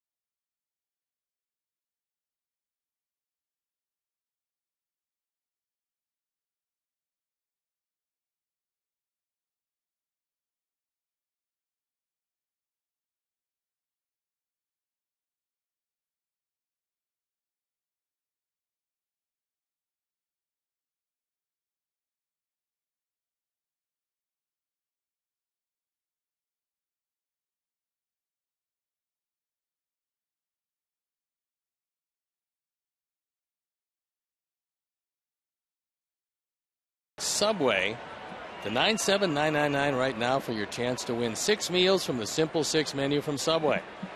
Message and data rates may apply. Subway, eat fresh. Breaking ball outside, tried to backdoor him to Torrey Hunter, who homered leading off the second. And then into a 9-6 fielder's choice in the third.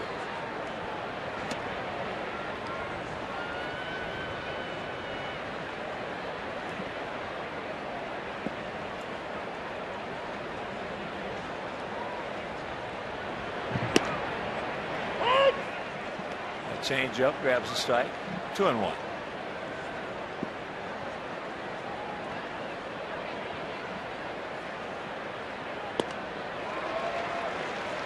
Breaking ball.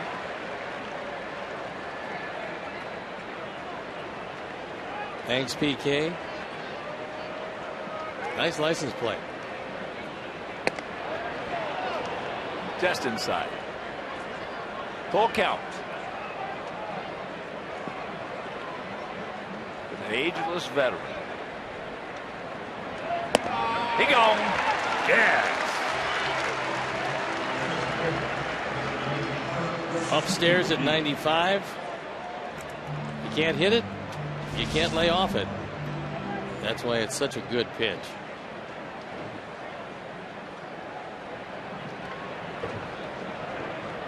Here's Suzuki. He's going out deep to left center. Taking Adam Eaton up against that Wintrust sign, and he was hit by a pitch.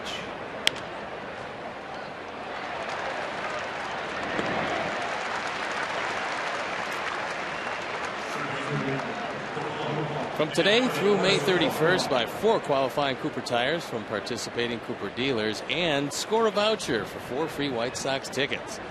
Life's a road trip. Come on, let's go. Visit whitesox.com/Cooper Tires for more information or to redeem your voucher.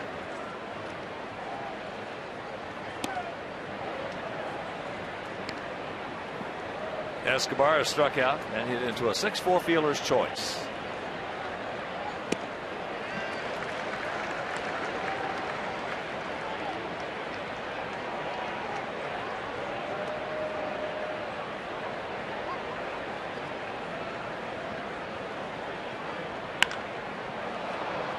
That ball high and foul. That time it looked like he got a slider. It was on the inner portion. Unfortunately, he got out a little too quickly. Pitch number 82 on the way. Not a particularly high total here in the 6th inning with a couple of outs. He gone. 95. 1-2-3 inning.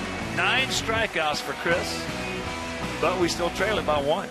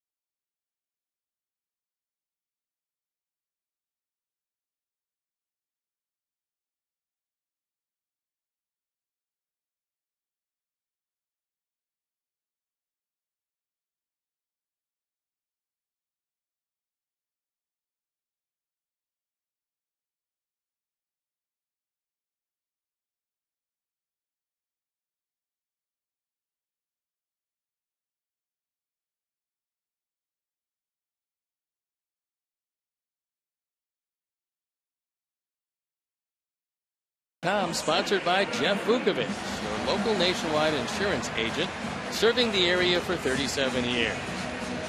To join the nation, visit jeffvuk.com because Nationwide is on your side. Abreu, LaRoche, and Gillespie here in our half of the 6th inning. 4-5-0 for them. 3-5-1 for us. He's looking to extend that 17-game hitting streak. And the visibility isn't great. Plus, they have a shift on it. 2-0. Now we'll see if he gets one to his liking. See a whole lot of room on that right side to punch one through.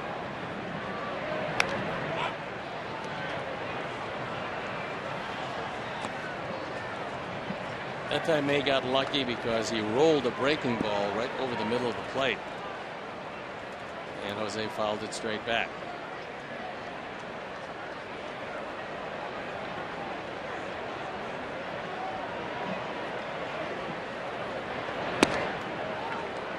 And follows it up with a 94. Dunsing the left-hander, Presley the right-hander.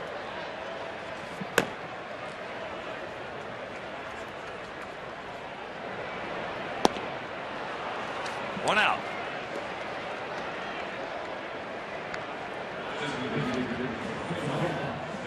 Seven strikeouts now for May.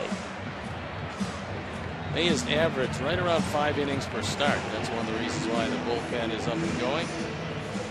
He'd also not even come close to a strikeout an inning. That hasn't been the case here today. He's had very good stuff.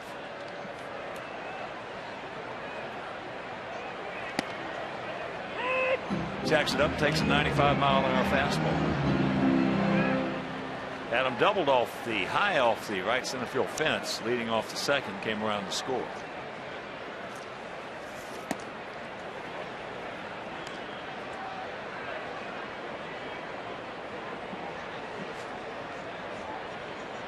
A very low pitch count. And that ball hit hard. Stay fair. It won't. Unfortunately, that one hooked just in front of the pole.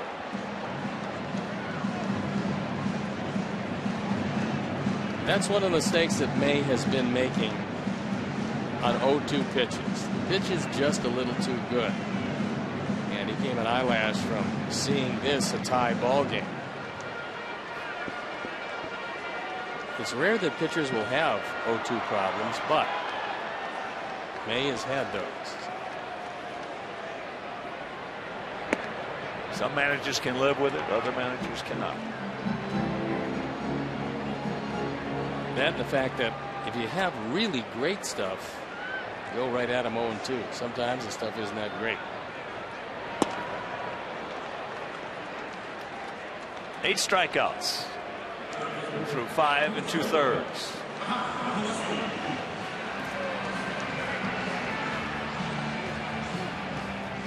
There's Gillespie.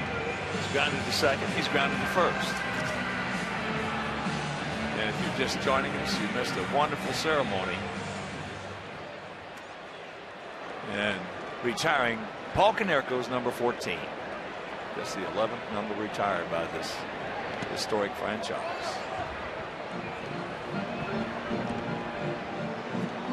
Well deserved, a beautiful ceremony. It was nice to see his family. I played golf a number of times with his father, Hank. Good player.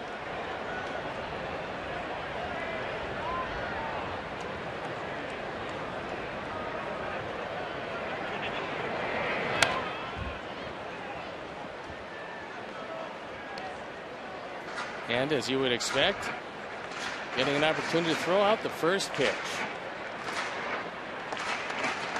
And Gordon Beckham does the honors.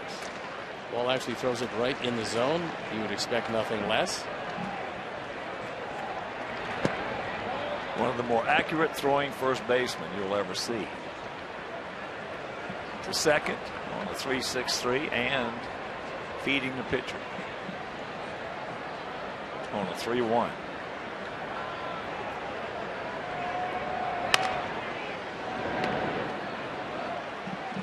Well, that's a 1-2-3 inning with a couple of strikeouts, so we're into the 7th.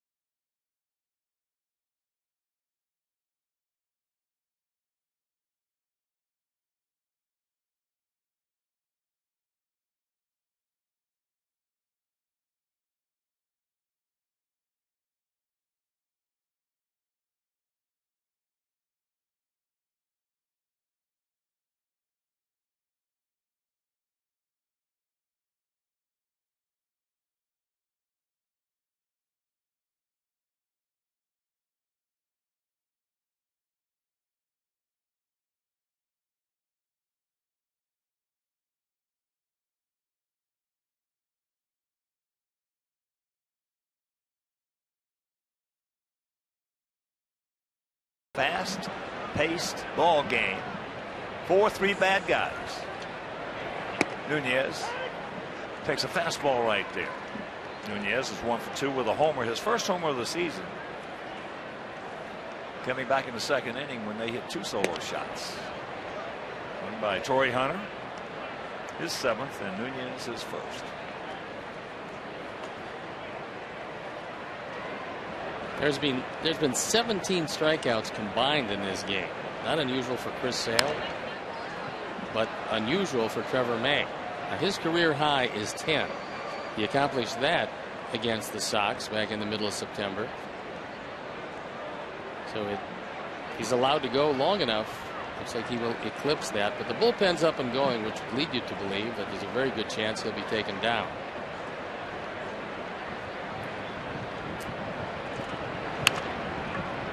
Change up. It's all free hit.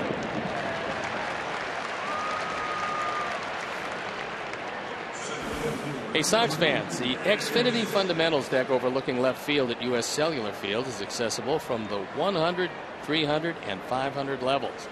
Learn baseball fundamentals from Chicago White Sox Training Academy coaches in the batting and pitching cages. You also have base running areas and more.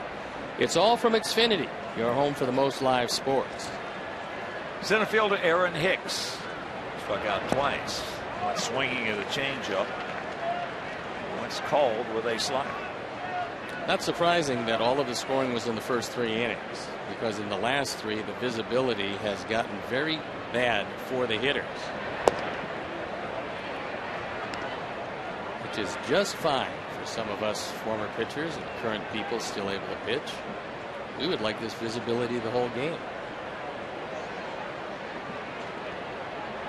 You guys are the most narcissistic, egotistical position players in sports. No, we don't mind if our hitters get an occasional hit. We just don't want the other guys to hit very much. Pitchers, for the most part, are all the same. 1-2. Going away.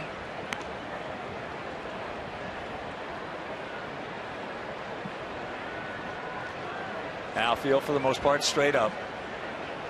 Just about equidistant. And a full count.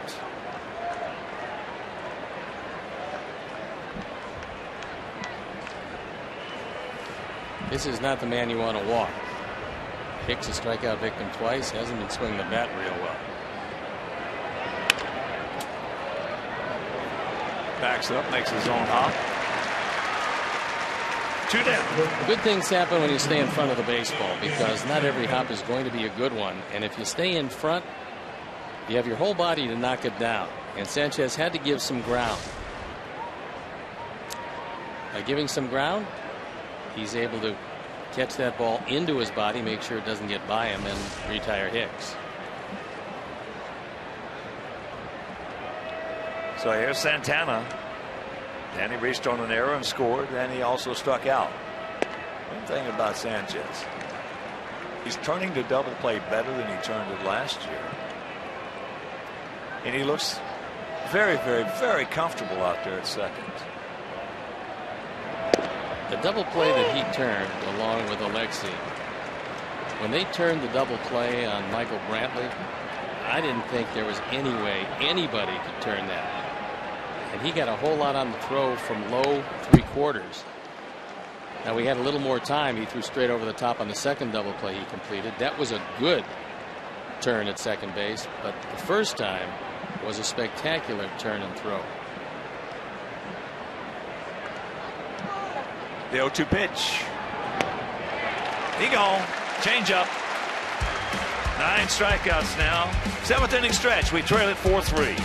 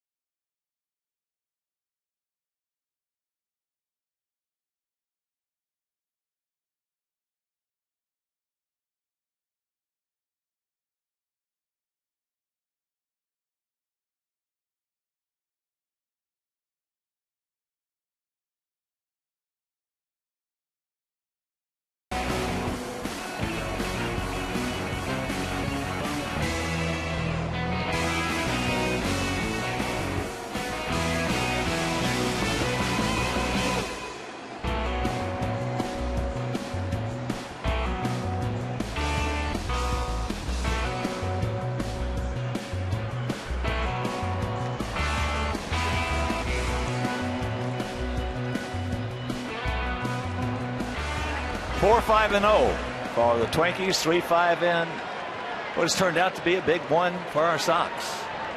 We trail it by 1. It'll be Alexei, Shuck, and Flowers.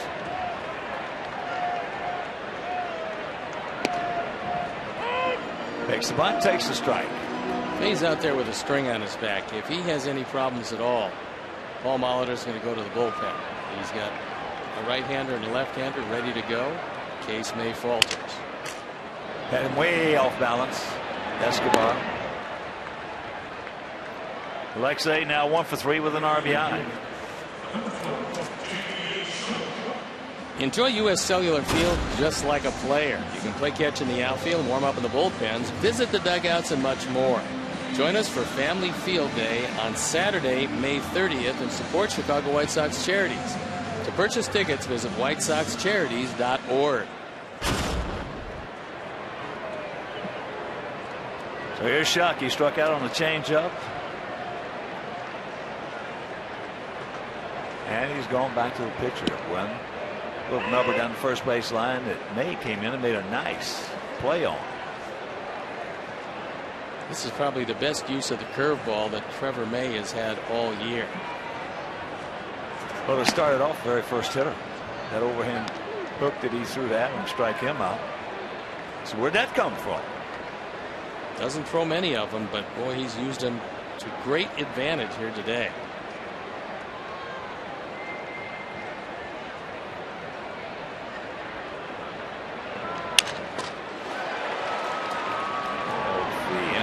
Towards him. They don't get it. He's off the bag. There's an example of Santana and a careless young player's mistake. He's got to realize that J.B. Shuck can really run. Look at the time he takes here. Takes a couple of steps, a shuffle, throws it off the mark, and J.B. gets a base hit. He'll take it. Even though Shuck doesn't play very much. In the defensive meetings, they go over who can run and which guys you have to get rid of the ball the quickest. Shuck is one of those guys. Here's Tyler.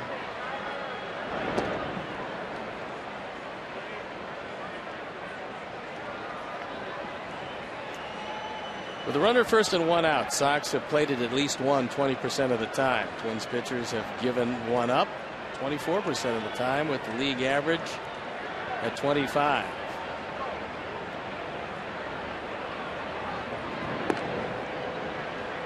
Of course, what it doesn't take into consideration when you look at one out and a runner at first base, when you're looking at percentages, how fast is that man at first base? Is it going to be a slow running catcher? Is it going to be a speed burner? Is it going to be a base stealing specialist? In this case with Shuck, he can run. Oh, he just missed it. He got a cookie and just missed it. Dadgummit. Robinson comes in to make catch. 2 down. That's a hanging curveball. Man.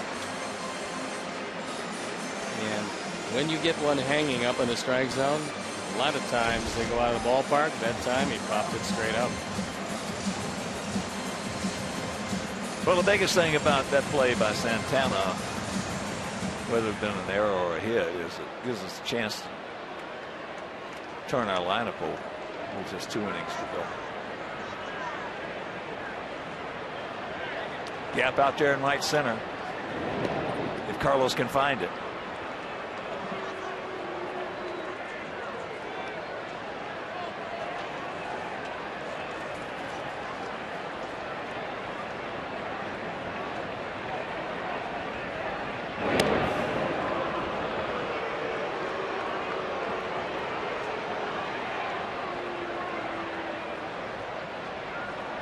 $38,714. And it's great to look around and see this ballpark jammed to the rafters with a standing room only crowd. That pitch at the bottom of the zone. It had the zone, so 0-1 to count. Of course, it would be awfully nice to give them something to cheer about in the late going. We know how good the Sox have been securing leads that they've had after 7 innings. They're 16-0.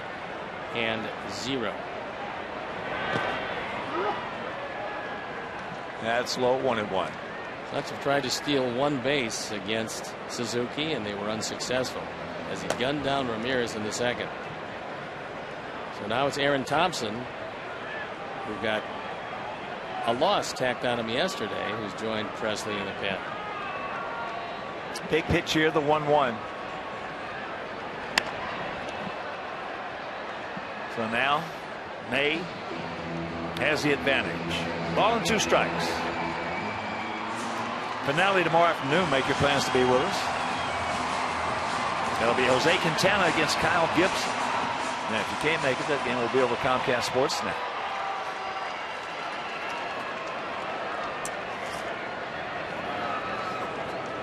So up, decent lead.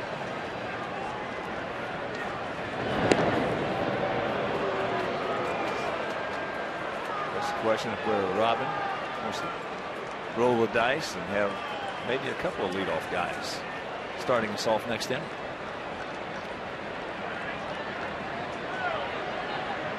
Long set by May. He does not go. And the count evens at 2. Not a bad idea to send him here. The pitch that May has used as his wipeout pitch today has been the curveball. Suzuki looking over in the dugout to see if he wants to call a slide step to speed up May, so he limits the time it takes him to get the ball to the plate. He does not go, and he just does get a piece on the fastball.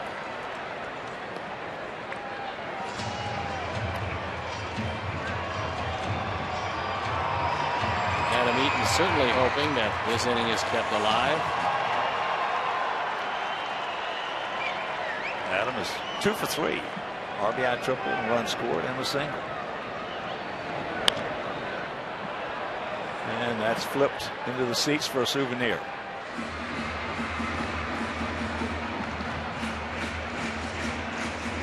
And after tomorrow's game, one tough road trip coming up.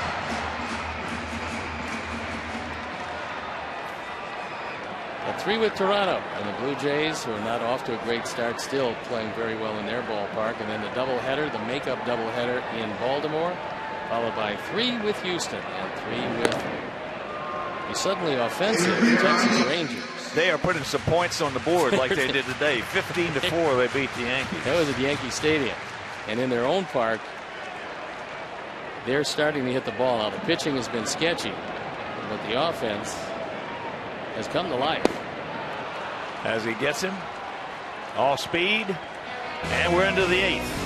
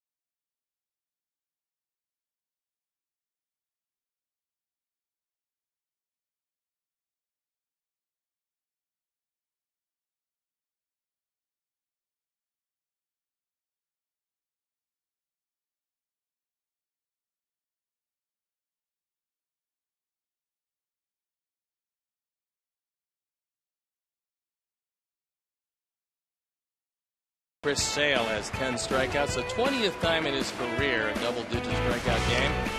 And Abreu still looking to extend that 17-game hitting streak. That's brought to you by the Honda Green Garage Sales Event, now at your Honda dealer. 20 strikeouts in this game. May with 10 and Chris with 10.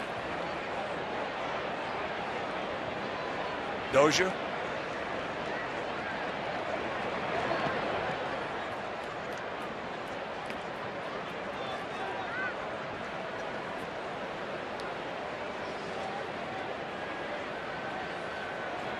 May has 9 strikeouts.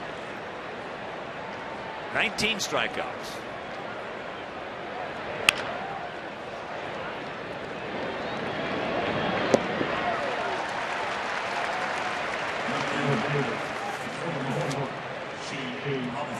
Check in during your visit to U.S. Cellular Field using MLB.com Ballpark to unlock offers and rewards.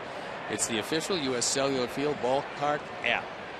Perfectly complements your trip to the ballpark with maps, mobile check-in, seat upgrades, and more. Download MLB.com Ballpark today or visit WhiteSox.com/ballpark app to learn more.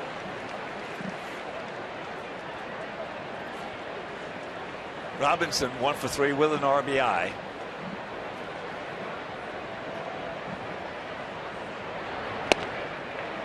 Change up.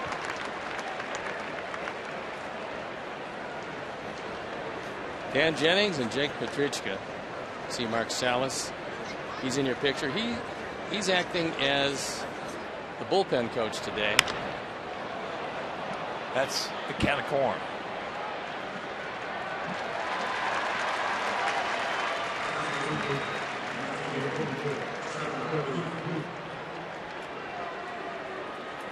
And Bobby Thigpen is acting as a pitching coach as Don Cooper is away at a graduation in the family. So everybody shifts up another position.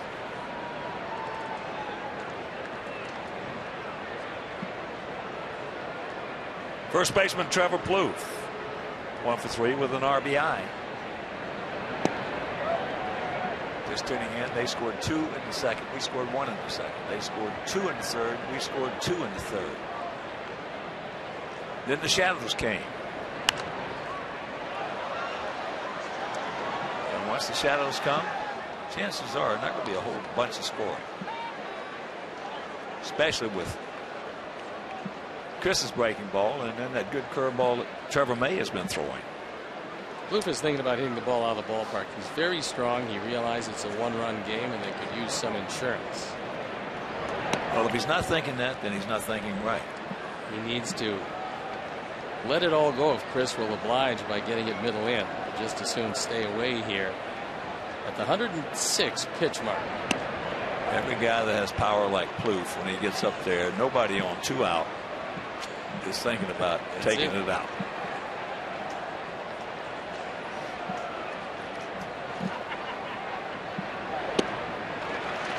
There's a changeup. Perfect pitch. He kept it low and away. It was a fastball situation. Plouffe squeezing the sawdust out of the bat and gives him that soft change low and away, and you'll see where it pops up in Xfinity pitch tracks.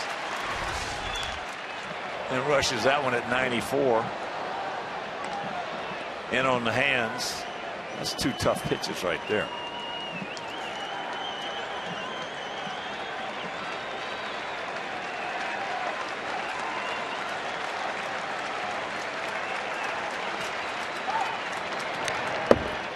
Just got a piece of it.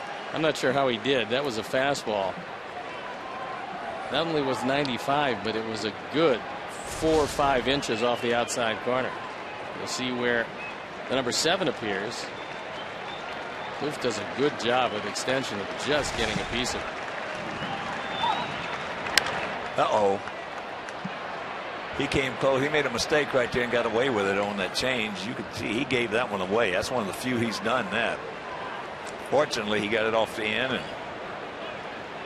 hooked it foul. Fortunately, this high change was well out away from Plouffe. That one hangs over the middle, and that is the home run.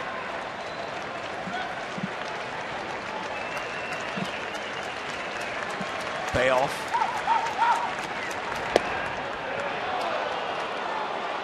First walk of the ball game.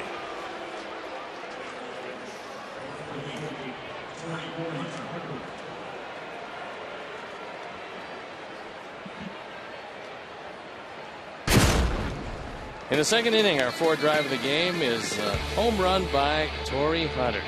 His 7th of the year, his 25th driven in.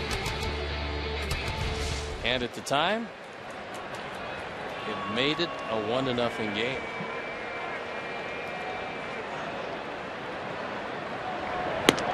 He put a little top hand on it. Want to know the count to the ageless wonder. Torrey Hunter. Pretty good numbers when you look at him straight across. 282 and the 25 driven in.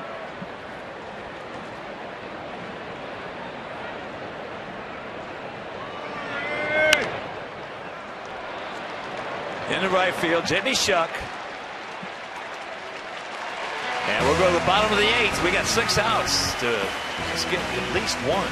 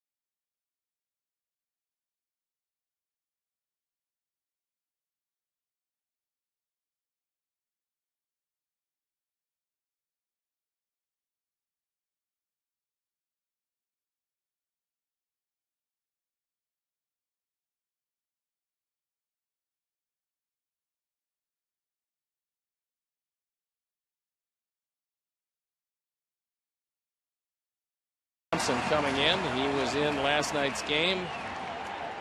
He walked one.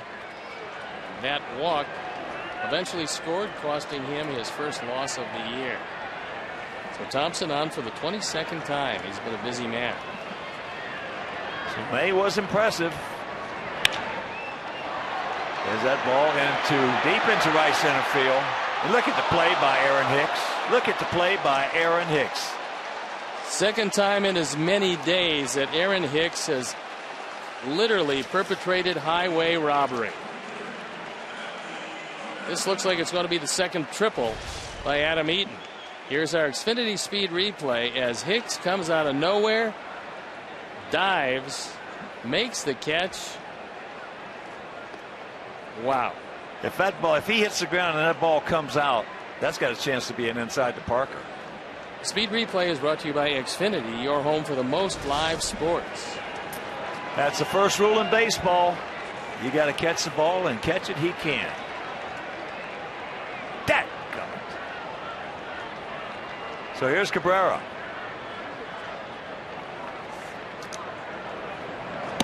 High and wide.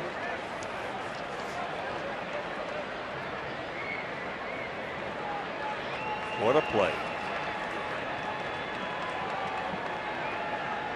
That is a stellar play. And there's a strike. Elky's really struggled from the right side this year, hoping to turn things around. He's hitting .081, 3 for 37 as a right-hand hitter.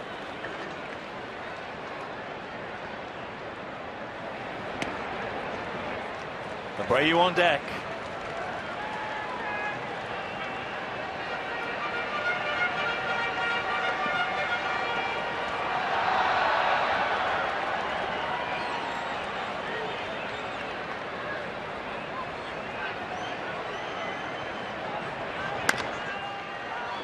Chopper and Dozier playing in perfectly. And 2 out. Could very well be the last opportunity for Jose to extend that hitting streak, but he's not going to do it against Thompson. Paul Molitor, the first-year skipper, wants the righty-righty advantage.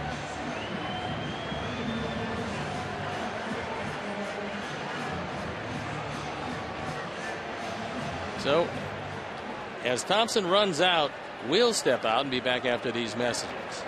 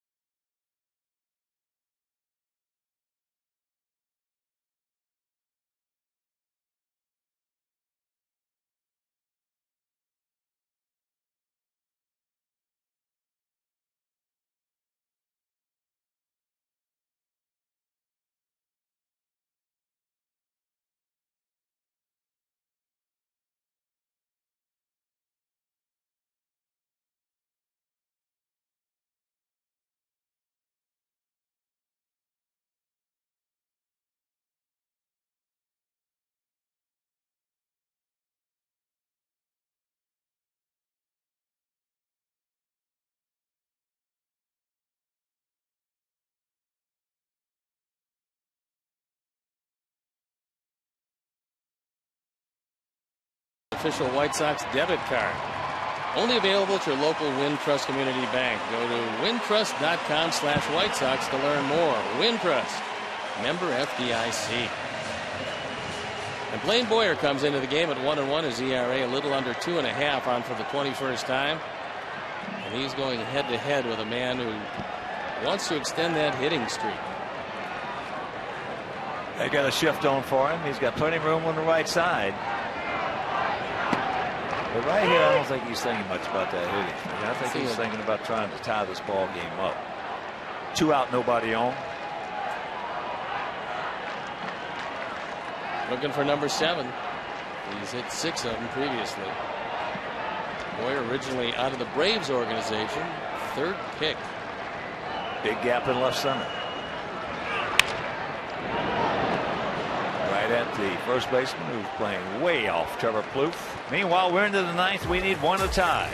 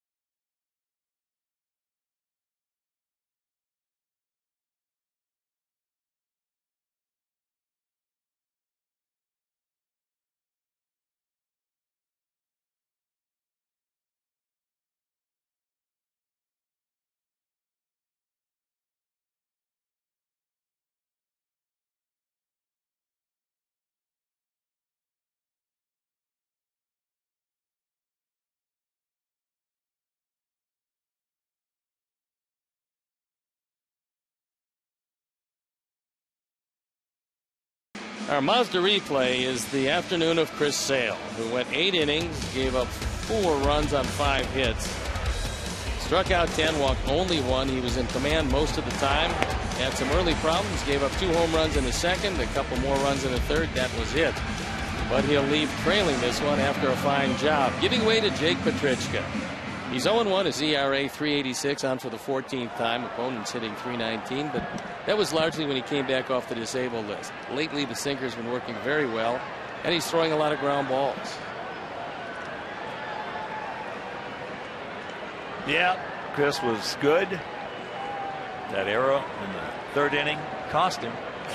Started off. He scored 2 runs that inning.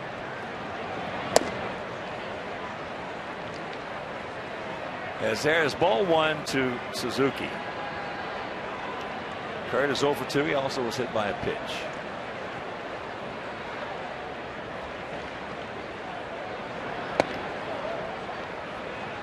Two 2-0 the count. And once again, a reminder, make your plans to be with us tomorrow. Finale of this 3-game set and this 7-game homestand. Jose Quintana against Kyle Gibson. So if he can't make it to the ballpark, that game will be over Comcast Sportsnet. As there's a line drive softly, and it's going to fall for a base hit.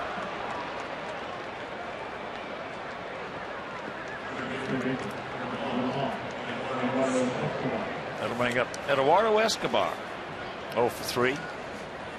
It'll be interesting because you got the bottom part of the order coming up, and Escobar, normally a good handler of the bat. So for Paul Molitor, he's got a couple of different decisions.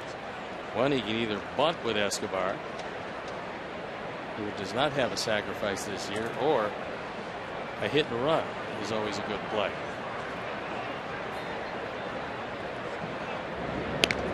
He also has the option of Joe Mauer on deck. That's a good option to have. That option brings Jennings into the game, depending on the outcome of this at bat.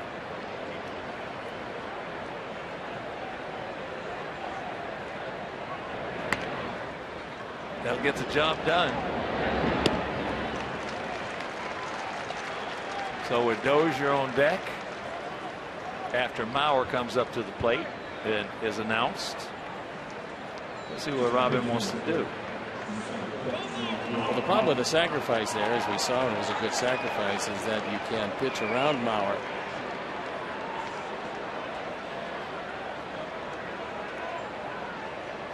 I mean, I checked it as Nunez on deck.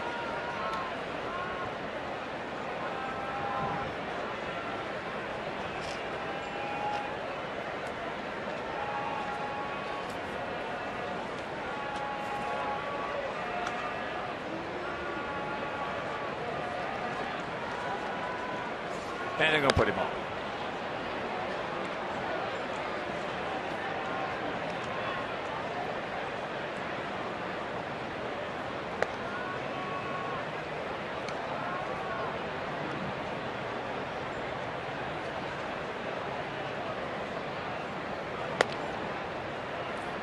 Aaron Hicks, the on-deck hitter, is 0 for 3 with a couple of strikeouts.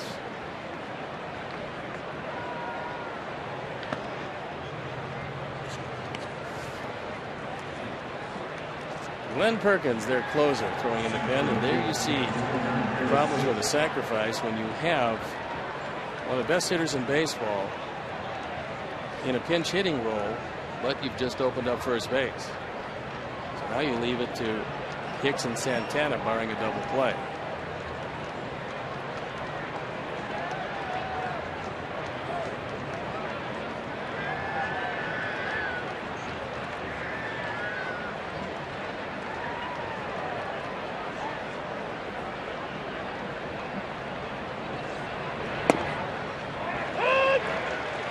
Jacks it up, and Aaron takes strike 1.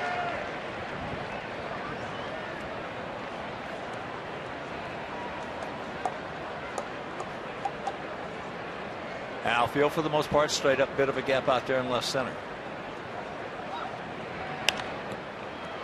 And that's a souvenir left side. So very quickly 0-2 the count.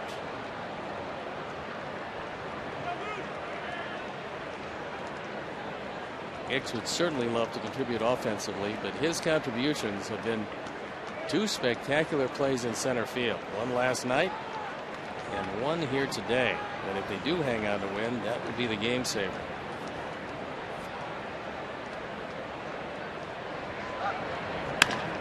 All right. Back them up.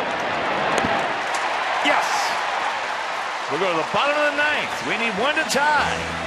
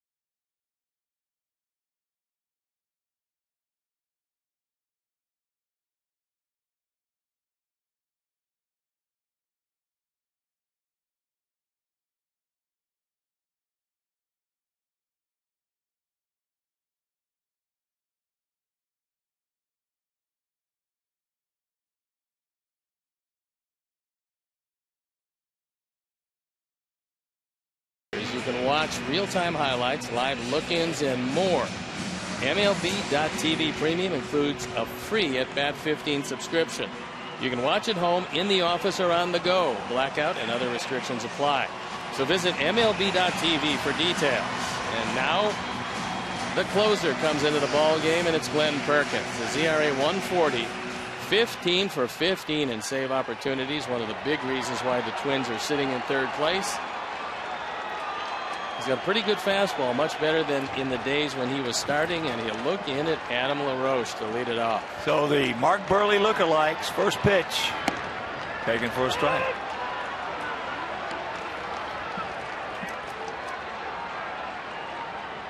Adam, 1 for 3, a double high off the wall in right center field.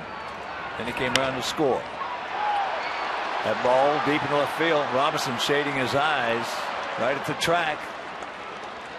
And that's out number 1. 4-6-0 for them, 3-6-1 for us. He gave it a good ride, and with left field, bright sunshine obscuring every move, Robinson did a nice job of shielding it and catching it. And Gordon Beckham comes out to pinch hit.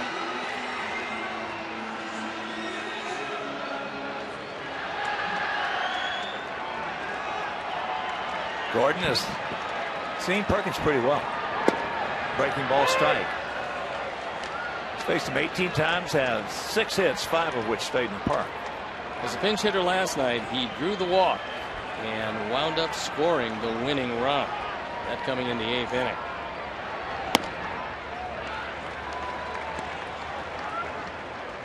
One and one to count.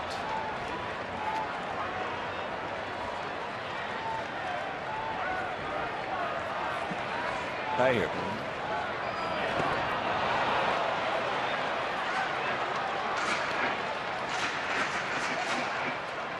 One and two. Gordon looking for a fastball, just didn't get it.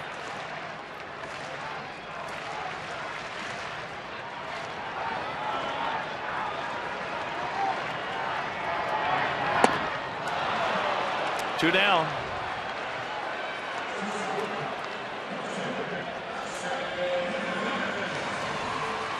And it's up to Alexei, who's 1 for 3 with an RBI.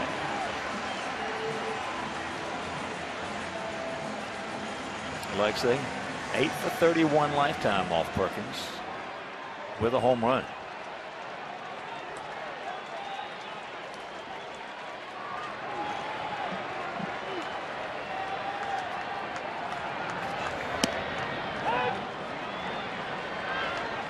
0-1 the count. Perkins has exceptional control. And that's one of the things that makes him as effective as he is.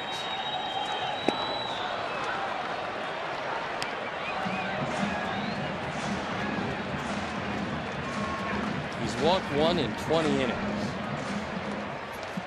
Trying to pick up his 16th save. Outfielder deep in a no double set. Spread out. Just got a piece of it. And some of the twin players out on the field already. Out of the dugout.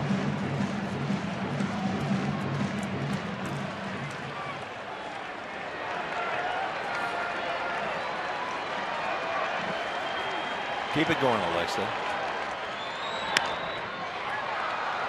That's short out there in the center field, and Dozier can't make the play. So he does keep it going. He'll take it. One of the advantages of a no double set, the outfield is going to play about 10 steps deeper than normal. That allows a whole lot of room to fall in front of him, and the only guy who could have made the play was Brian Dozier. He's looking back over his shoulder, and most likely looking up into the sunshine as he hits that spot right there. And as he turns around the opposite way, he loses track, and the Sox still alive.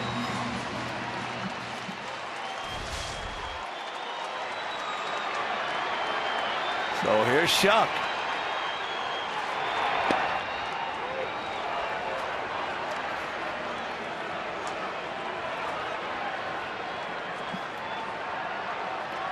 He takes strike one.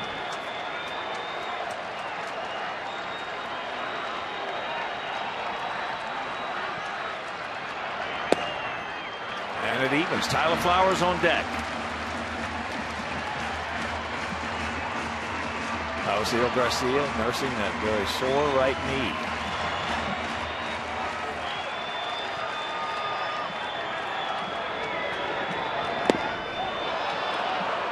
Could not lay off the breaking ball, and now we are down to our last bullet. 2 out, 1-2 the count.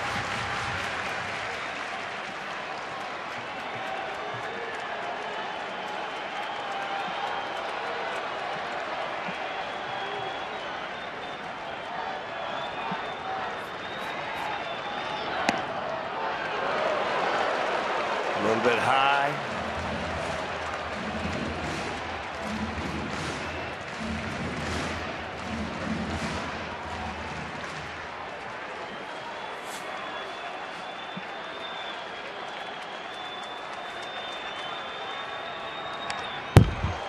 Chevy just did get a piece of it. Trying to heat him upstairs at 95. When Perkins was starting, that fastball was in the low 90s, and that's about what he got it up to the whole performance. But since moving in the bullpen and becoming one of the premier closers in all of baseball, he's added a good 3 miles an hour consistently to that fastball. 2-2 pitch, no. Well, you'd love to get it to 3-2 for the simple reason that representing the tying run at 3-2, Alexi's going to take off, make it a little easier to score on anything between the outfielders who are deep all the way around in that no double set. Now Alexi just goes ahead, and now the tying run at second. Because they were holding him on, it is a stolen base. And maybe a costly one if JB can find a place to nestle in a base hit. Payoff pitch. And that's ball 4, and here goes Tyler. Good at bat for Shuck.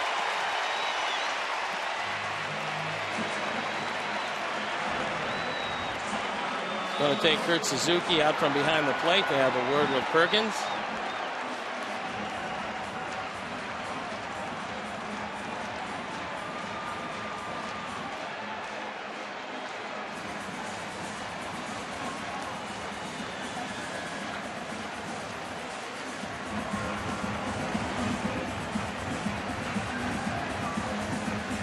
Tyler has a hit against him. He's 1 for 7. It's Let's take advantage of a rare occurrence. Just the second walk of the year by Glenn Perkins. Out in front of that breaking ball. One time, 21.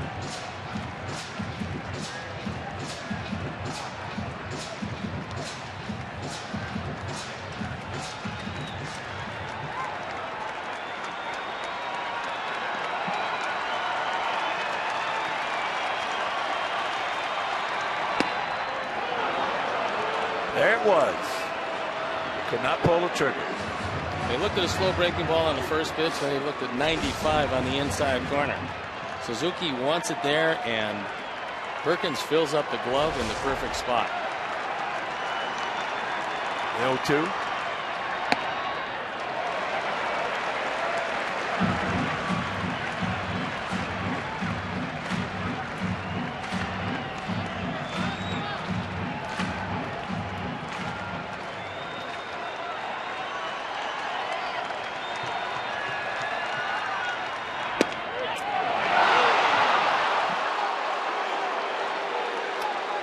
And this ball game is over. So Doug Eddings rings him up, and the Twins square up this series at a game apiece. They win it 4-3, and we'll be back.